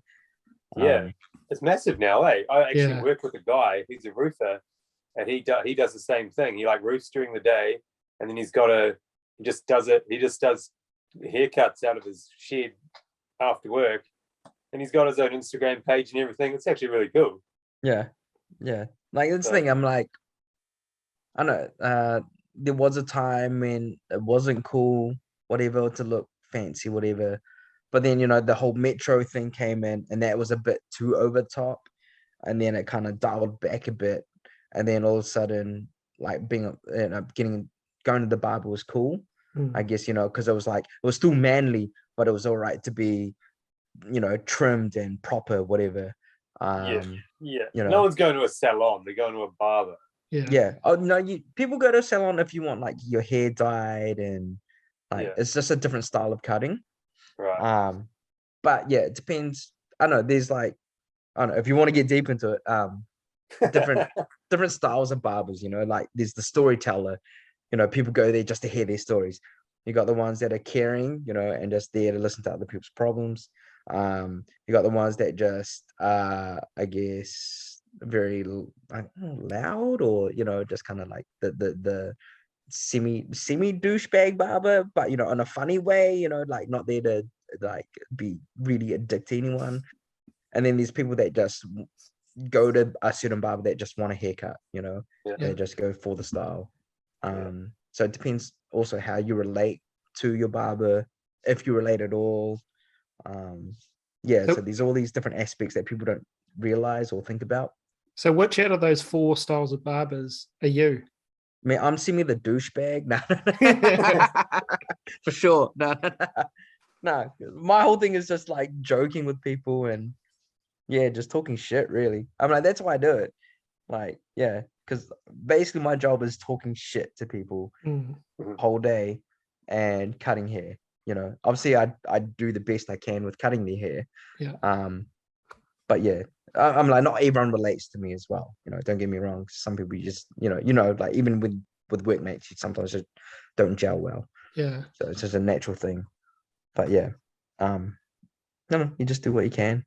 You know, try not to really offend people, and just try and have a decent conversation and a good time. You know, especially with kids. Yeah, especially with kids, just trying to make it fun for them. I haven't paid to have my hair cut for probably over, safe to say, like over 20, probably 22 plus years. Awesome. Good for you. No. That's so good. Oh, brilliant. No, I mean, like, once again, you got all walks of life. Like, I've got homies that cut their own hair as well, like, so, and like, people think because I'm a barber, they grow their hair out. They're like, oh man, I'll come see you when I want to cut. And I'm like, it doesn't matter, man. Like, I used to have long hair too. It's cool. Like, I don't give a shit. Like, in the end, I don't, as long as you're doing what you want to do, I don't care, but I'm there once you want me there, like, it's cool. Don't worry, Niam's never gonna sit in your barbershop. Oh, I might get a beard trim, maybe. Beard, straight up. There we go. Do you do the hot towelette and the razor blade? Oh yeah, I like that.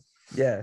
That's like, if a barber shop doesn't do that, it's like going to a burger joint and they don't serve cheeseburgers. You know what I mean? Yeah. Right. Yeah.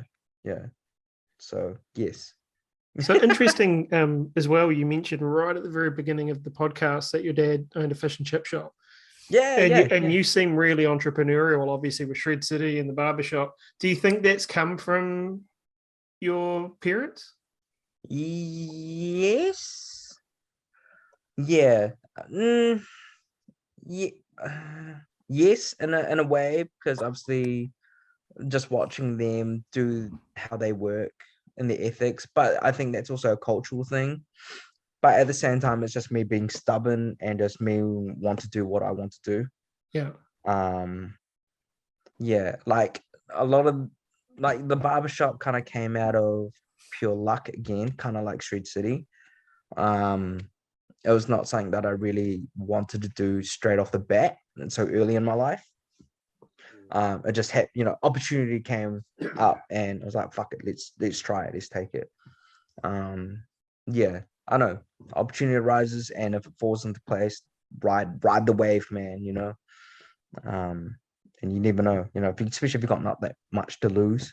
As I tell everyone, like, a lot of people are always scared to try new things or just dive deep or try things, and that's because we as humans are our own worst enemies. Nothing's really holding us back, maybe financially, but otherwise, if it wasn't for that, it's our own bullshit in our head. And the same goes with skating, right? Like, shit, I can lace this spot, but then you try and skate up to me, like, oh, I'm scared to get hurt, so I'm glad to say it's financial problems holding me back from skating now. So. Well, financial is a big part of it, don't get me wrong. But you can always get cheap stuff. Oh, I mean, if I hurt myself, like... yes. No, straight up. Well, that's the other thing, knowing your own body, right? Knowing your own limits. Because there's a certain level of confidence that everyone has. And obviously you're going to push those to a certain point, but as you get older, you got kids, right? You don't want to push it too hard because you got so many responsibilities, I just don't want to be a vegetable by the time I'm 50. It sucks not just being able to like go for it anymore, you know.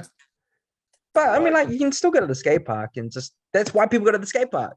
Back to what you were saying before, like, fuck it, it's fun, everything's there, it's accessible, it's easy, and you're not gonna break yourself, You might come out with a few like little scabs and shit, but you're gonna have a good time.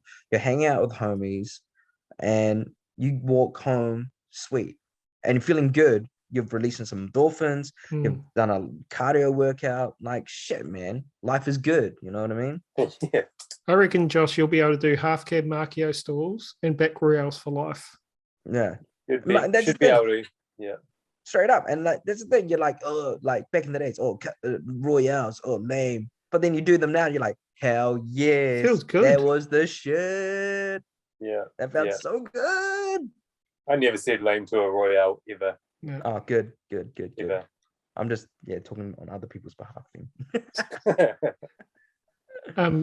Random question, but did you, and going back to Shred City, but did you notice with the various lockdowns, did you see a sales increase during the lockdowns? Yeah, definitely.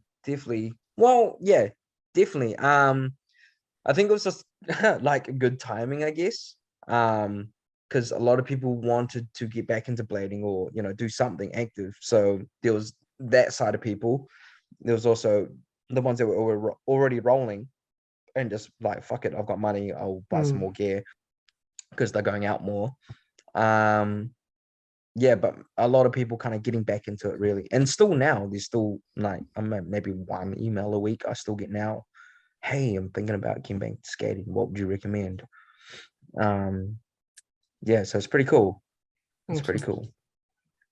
Yeah, so definitely, but I mean, like, yeah, like I can't really compare it to anything else because that's when I started, So, yeah, but which is also at the same time, like, I didn't expect to get, I guess, as far as I have now, within that time.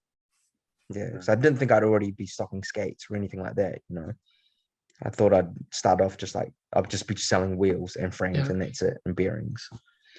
Well, I think that's when you kind of came onto the scene, I guess, for Shred City. That's part of it. I spoke to Van about it at the time.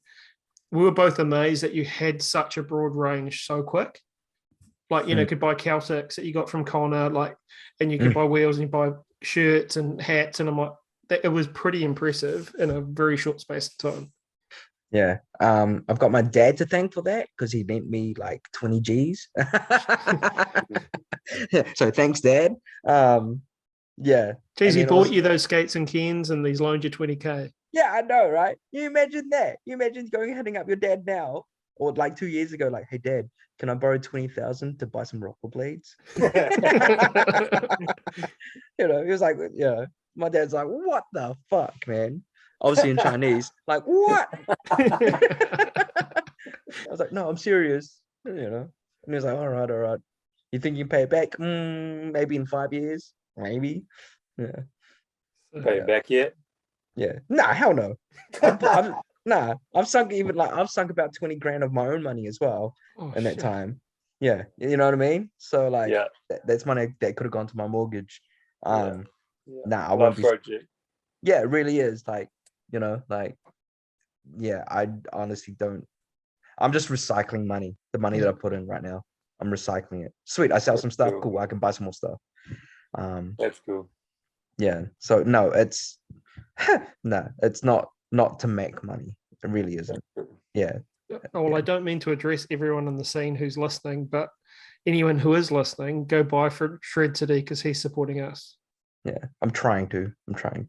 But I also understand if people don't, because like sometimes the prices are ridiculous in places overseas. It's like they've got a sale on. And to be honest, I would do the same shit. Buy shit overseas, if it's way cheaper. So no butt hurt here. I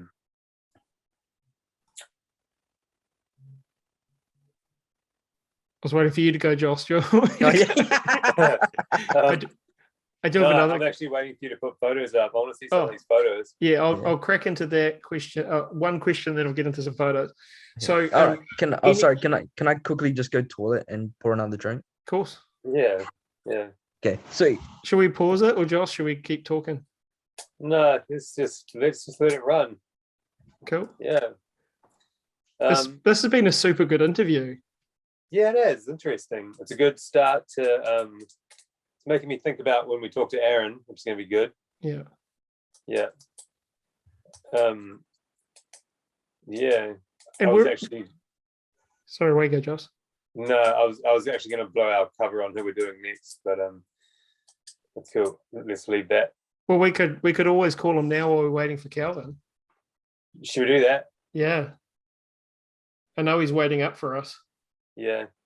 Might be past bedtime for that old man. Yeah, he is very old. Can you hear that? Yeah, I can. Maybe I'll move it closer.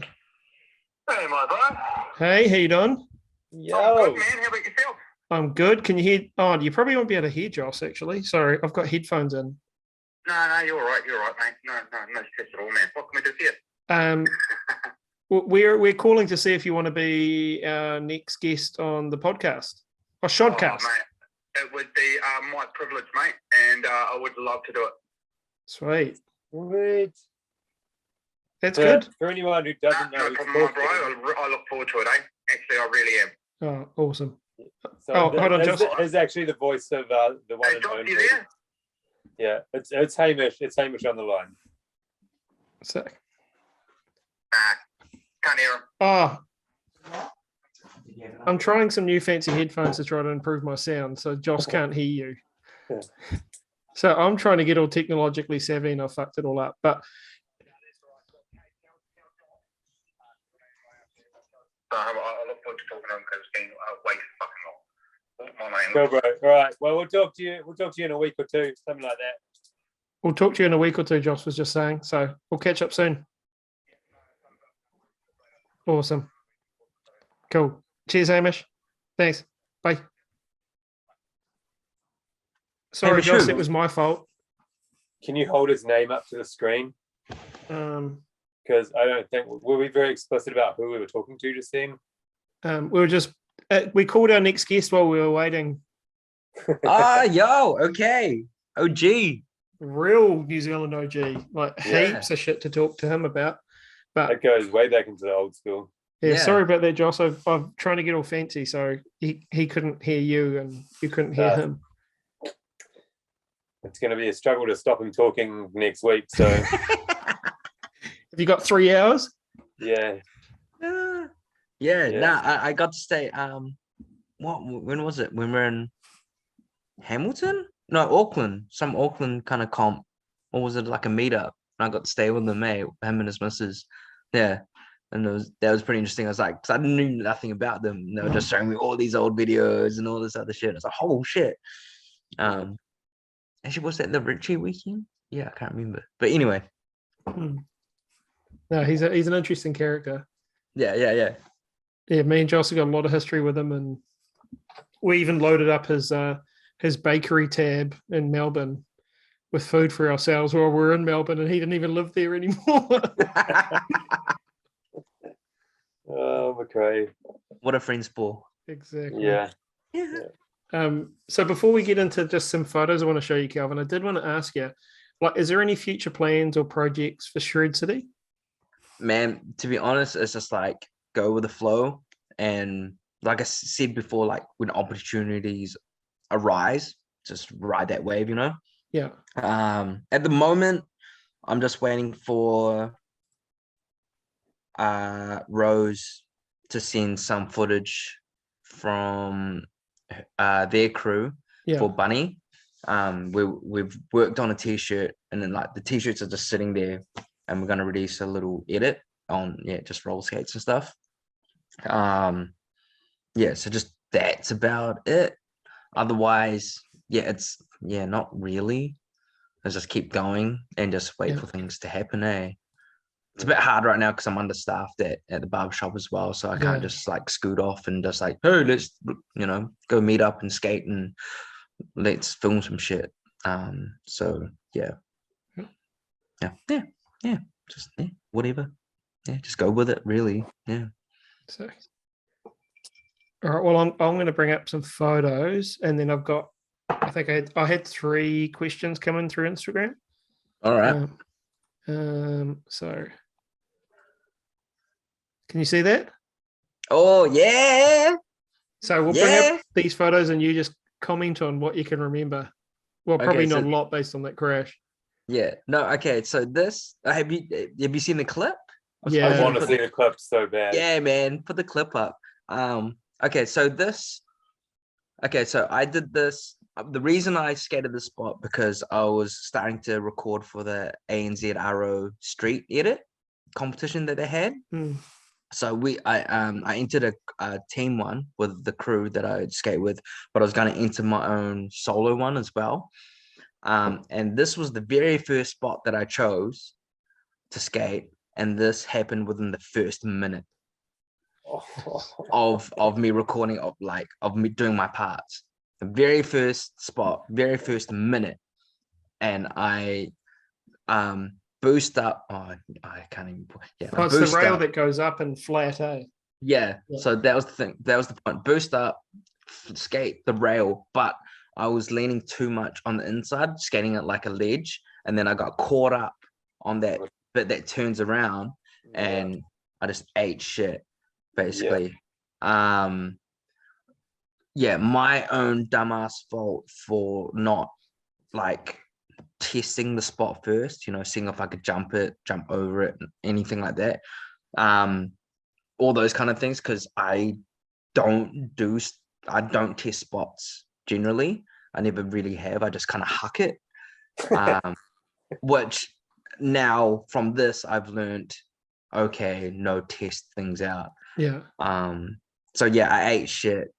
Yeah. I've still got the like full clip somewhere on my computer. And it's like just under a minute of me just like setting it up, first try, and then eat shit, and then me like get up, skate to the camera, and I'm bleeding and shit. Then I turn it off, and it's like a minute long. So yeah, so it's safe to say I didn't actually do the edit. Yeah, that was a big concussion. First true concussion I've had. Yeah. Yeah, it sucked because it's really blown my confidence with skating street now. Ever since that, like my confidence is like half of what it is. That's like a fold over, man. It looks Yeah, like your scorpion. legs, like you're doing the scorpion. Bro, I ate shit, man. I was lucky because there's that little step at the bottom. Yeah, I was yeah. lucky that wasn't my teeth and it was my Oh. forehead. Oh, It's your Yeah. forehead. It was my forehead. Oh. Yeah. Jesus, So man. I got up and I was like, turn off the camera, skated around for a bit just to see like if I was dizzy, and I was like, okay, I'm not too bad, and there's blood dripping everywhere and shit. I'm like, all right. Took my t-shirt off, wrapped up my head, and then I drove home. I drove home, and then I got home. There's blood all over me. My missus wasn't. My partner Haley wasn't home, and she's a nurse. She works in ICU. So I was like, I'll be sweet when I get home, and she wasn't home. So I called her up, like, babe, where are you? They're just like, oh, I don't know, she was out or something. And I was like, oh, I've slammed pretty bad, like real bad. Be cool if you got home and checked it out. But yeah, the funniest part is like when I got home, but the dog was like, yeah, dad's home, mean. And then like as I got close, she was like, what the fuck's going on? Because there's blood everywhere. And she's like, barking hard. Yeah, but What yeah, did you try just out of interest on the rail at the top? just the Royale, man. Yeah. Just the Royale. But you clipped the sidebar, eh?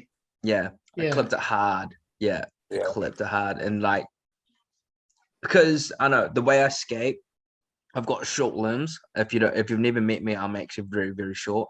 So for me, like I've gotten used to just skating things fast. Because that's the only way. I can't really jump. So if I skate faster, the more I'm gonna boost. So yeah, that's why I just huck it and then I just slammed on my face. Yeah. Oof, it's horrendous, eh? Yeah, it's really horrendous. That's bad news. It could have been worse, I guess, but it's still Yeah, it could have been way worse, man. So I think your partner's going to work behind you.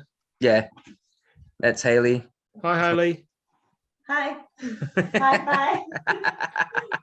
She's like, fuck the camera, I'm out. I'm just doesn't want to think. lurking in the background for now. See you, babe. Bye.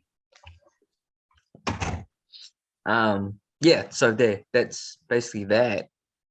Yeah, that was like I don't know, took me 2 weeks to recover from the concussion, so it wasn't too bad, I guess. And then that time, like, we still did the crew edit, Yeah.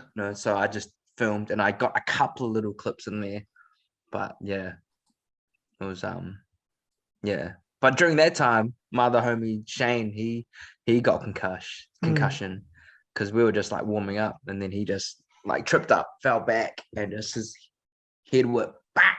Oh, Yeah, and then that took him out for 3 months, shit. and since then we've only skated like maybe twice. So yeah, and that's the thing, he's a fucking wicked skater too, man. So it's yeah, but he's got like 3 kids as well, and shit like that. So it is what it is. Sweet. Well, we'll move on to the next one. Hey, yeah. I just thought this was a rad logo.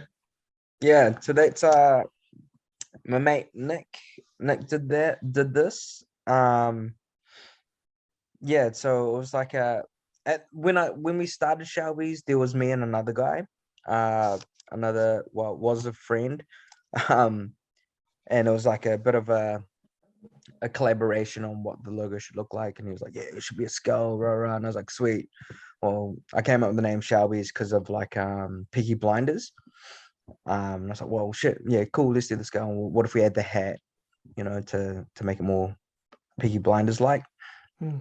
Yeah, and then that's basically what we came up with. And then the boys kind of Kim, another mate, he was also helped us do this as well. Nick did the computer side of it all, just to make it all spick and span, really. So did that business partnership, I guess, dissolve, or? Yeah. Okay. Yeah. I bought the dude out. Yeah, it was there was put it this way, it was the hardest 2.5 years of my life. Yeah, it was like, it was the Amber Heard of friends, if that makes sense. It makes a lot of sense at the moment. Yeah. Fuck that guy. Yeah, you can go suck a dick. And it's not very often I'm very hateful. So yeah. Corporate takeover. More like, I don't know. Have you ever gone flatting with a friend, thinking like, yeah, this is gonna be awesome, and then you start flatting with them, and it's like, holy shit, this is not what I expected it to be. And they end up being like, I don't know, maybe not to this level, but to a mild level of like, oh, okay, this person's actually not that cool at all. Once you get to know the in and outs. Yeah. Oh shit, there's a homophobic, like, racist, sexist, narcissistic, sociopath. Oh, great. That you're spending 50 hours a week with. Yeah. Yeah. Shit, fair enough. Yeah. Life, eh? Yeah, we'll move Good on times. to the next one. Good times. The next one's kind of random, but it's actually just, I'm jealous. Oh yeah. Hey. Yeah. I can't believe you've got those as skateboards. Those are so rad. Yeah, that actually. Hold on, I'll turn the computer around. I don't know if you can see this. Oh shit. Fucking wise. They're just hanging above the TV. So Wait. Yeah. So that's another homie, Phil. Phil used to own Velocity Skate Shop here in New Plymouth, which was like, I don't know, one of the last remaining independent skate shops in NZ or something. And he got them in. I was like, yo, cuzzy, hook it up. Save that shit for me. I want that shit. And he's actually Phil Kulf. Phil Kulf? Is that how you say his last name? So he is like our head honcho for TSA, which is Taranaki Skateboarding Association. We're a non-profit. Since Cheap Skates disappeared, it's kind of like him and the crew.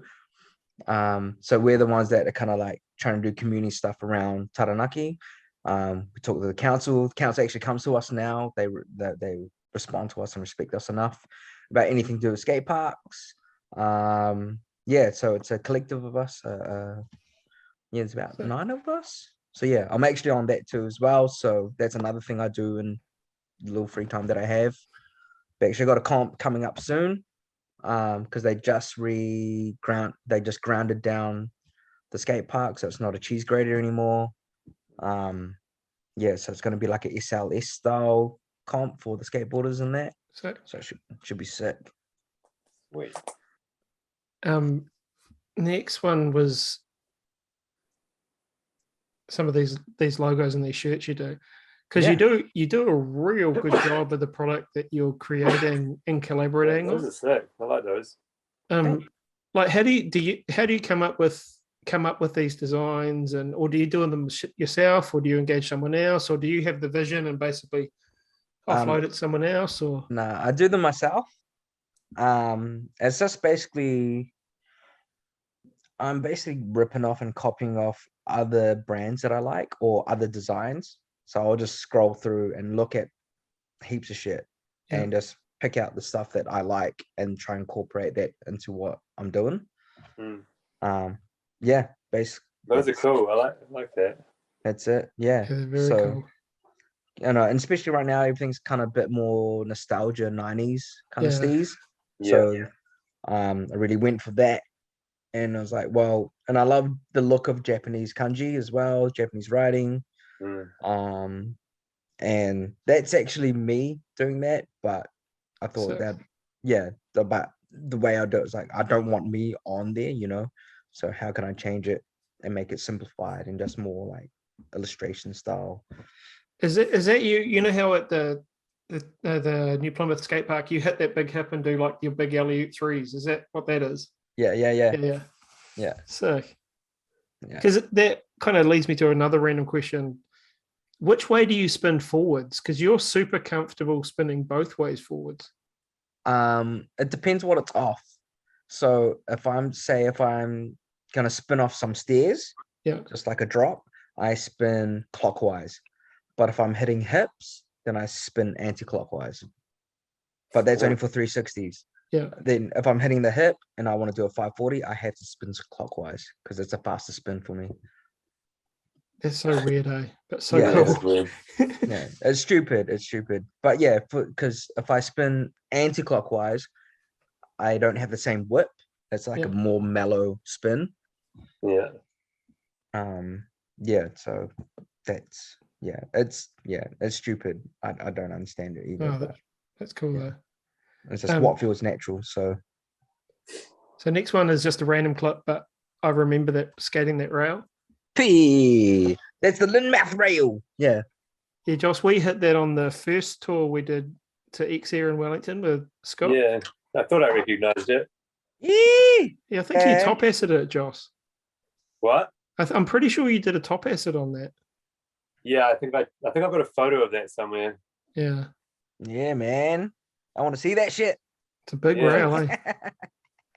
That would have been a while ago, but that was quite a cool rail. I remember it being quite steep. Yeah. Yeah, it's steeper than I thought it would be when I went back to hit it. Because that was the first handrail I've ever hit, like properly. Wow. And that was back with Toddy, actually, back in would have been 2001 or 2002. So it was the first time I'd like did a handrail. And I thought I'd go back and try and conquer it again. It's a nice safe one, with the nice soft vegetation to land in. Yeah, exactly, man. Exactly. So that's why it's such a good spot, because it's not too high either, you know, once you get on jump out to it. You're halfway down by the time you're on. Yeah. Was that the one that Isaac Elliott fished? Yeah. Yeah, and he was like proper topside too. There was no in the garden for him. Nah. He did, you know how he is. Yeah. Destroy shit. And then, you know, he'll do it 10 times and be still not happy. Yeah. And you're like, bro, it was mean. What are you doing? No, it didn't feel good. Oh man. I'll be so stoked on that. Holy shit. Yeah, I'll take the first one. Yeah, exactly. And they're like, Exactly. I'm done. I am done. I've done it. Sweet. I'm safe. And so we got one more, and I know there's a bit of a story to this, so I'm just going to put it up.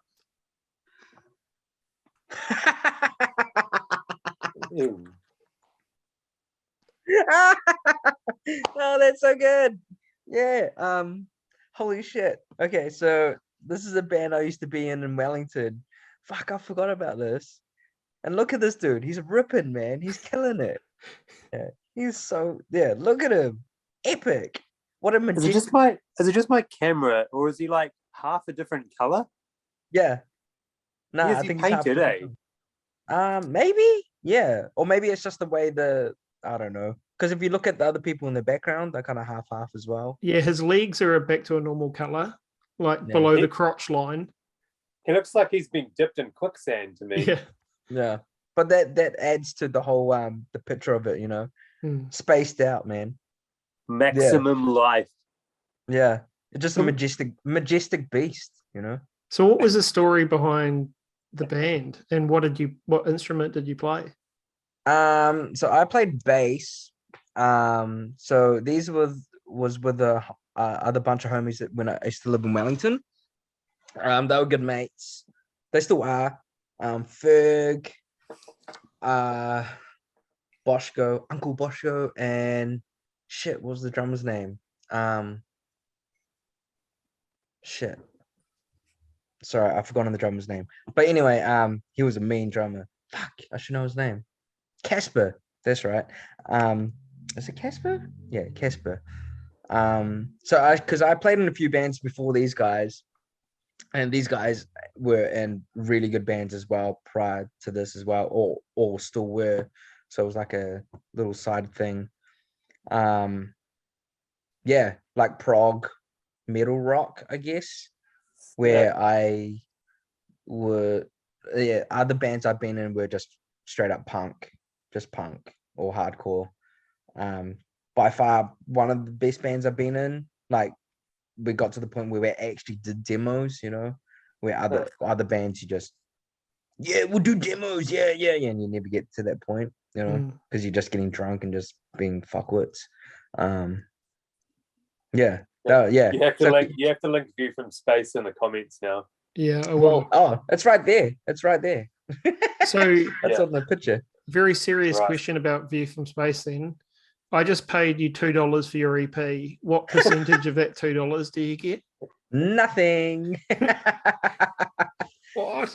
Yeah, it's just because our lead the lead singer Ferg, he wrote all the songs and he basically just told me what to play, you know, because I suck when it comes to playing instruments, but I can play, but I suck.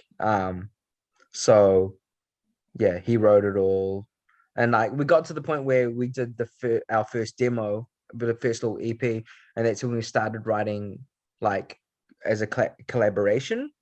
And we had this one song. We finished one song, and it was fucking epic, man. But we never got to release it. We never got to even play it in front of anyone. Yeah, it was so good, man. Yeah, so I was gutted, but people were moving. I know, just life. Yeah, it was so good. Because there's demos 2012, and I noticed there's two versions on the EP, like a 47-second version and a slightly longer 2-minute one. Oh, is that the intro and then the like outro? Yeah, I don't know. That's the same song, but just the demo's 2012 is 5 minutes 20 at the end of it. Yeah, maybe it is. Yeah, because if you listen to it from start to finish, it's meant to be. Oh, okay. Yeah, because that's how we do albums, or how we used to. Yeah. Where in this day and age, people are just releasing singles and shit. You know, but we were still on that vein of like, no, we want this to be a journey. You know. Rock, 5 minutes. Yeah. Well, I mean, like even hip hop back in the days, you'd just, like if you had a CD, you'd listen to that shit from the start to the finish. You know what I mean? Yeah. It's like, fuck yeah, I got my 10 seconds of like shock resistance. I'm on my way, man. It's all good. I'm gonna strut this shit. And do you make all your music for your edits that you do? Yeah, most of them. Yeah. If I don't, I'll credit the artist, whoever. Yeah. But otherwise, if I don't credit anyone, then it's me, basically. Sweet. Yeah. So I'm just like, So that's another thing that, like I've always got shit to do. Like I'm always busy with something, I guess you could say. Yeah. Oh, look, Josh, have you okay? We've got a couple of questions for some Instagram peeps. Yeah, I'm out. So Caitlin, I can't pronounce her last name. Is that Paul Pawnee or whatever it is? Yeah, that's the one. I think She I just don't- said, "What is it like being a living legend?" Thanks, but no. Yeah. Just living like anyone else, right? And then another Cave Crew Shodcast alumni, Kevin Batten. Yo, Um, yo. he- Ooh, He's ooh, ooh. asked, what skater inspired you the most during your entire rolling life? Ooh. Ooh. That's hard, man. Because I You can say didn't. Joss and I if you want to. Yeah, well, I didn't really know you guys, but yes, you guys inspire me now. Don't get me wrong, you inspire me now. Nah. VG, like Julio for sure, like for sure. I don't know. There's like everyone inspired me, but there was no one that I followed to the point where I want to skate like them. If that makes sense, Yeah, it does. I just like fuck that's sick, but I'm just gonna skate anyway. Louis Zamora, like he was a big one. Like he was just, I thought he was steezy as fuck. Yeah, style guy, definitely. But yeah, I know because I was terrible growing up. Like I didn't know brands, I didn't know skaters, I didn't really follow it. Yeah. And like the only reason I would follow it is if other homies. I had one homie, Tony Lynn, who I got most of my skates off after my Majestics because I was still a poor kid and secondhand skates and secondhand wheels. But he was the one that would always import VGs and shit and videos. So I was just like, yeah, cool, whatever. And everyone else would be like, oh, this person there. I'm like, cool, I'll watch it, but let's go skate. Yeah, Let's go skate, man. I don't care. I did care, but like, yeah. Oh, Kevin's also got another question, and it's kind of in line with what Ryan said last week. But can you backflip? No, there's one flip I could never do. Not on skates. Yeah, but flips I've lost. I used to be able to Misty, but yeah, that was it. But I've lost that. I haven't tried since. Nah, I'm too scared to. Fuck that. So if Aaron Taylor rolled into town with a big jump ramp and like a sports car, would you misty flip over it? No, fuck no. Fuck no. Well, no. I'm too scared to just misty off the little things now, that I used to misty like all the time when I was a kid. I'm too scared to try that shit. But I reckon I could do it though. We're gonna get through an interview soon, without the flip question coming up. Oh. We're gonna try our hardest anyway. Yeah. It'd be cool to do misty flips again though, but I'm too scared, eh? Yeah. Yeah. Like even on tramps. Have you tried them on tramps? Like, oh yeah. Yeah, I can't even do them on tramps. Yeah, that's the thing. I've tried, like, I'll go to a mate's place and they've got kids, and they've got a tram, and I'm like, yeah, I'll try a misty. And I'm like, nah, man, if I can't even do it on a trampoline comfortably, how am I going to do them on rollerblades? Yeah. I still got that shit on tramps. Easy. Yeah, I'm impressed with the last video, Nia. That was pretty impressive. Old man backflip. Yeah. That will never leave. Yeah. Who got it?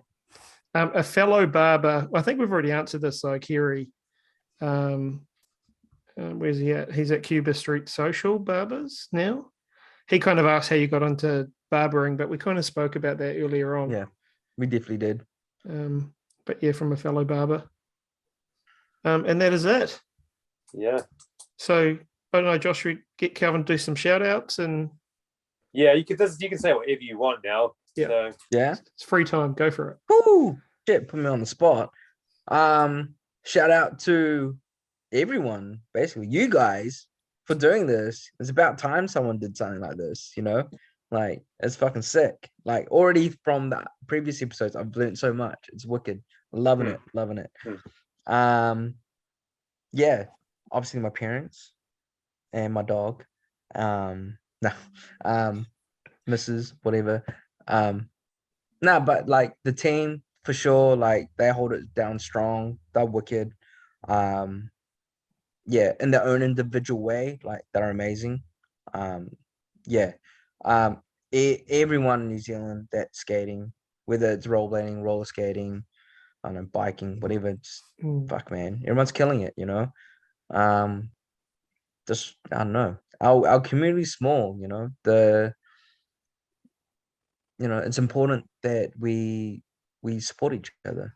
Yeah, like there's the saying, like rising tides, lifts all ships. It's very important, and that fuck, man. For me, bro, I do this shit because it's my zen time. This is my way of get away from all the fucked up shit in the world. And I guess that's for everyone else too.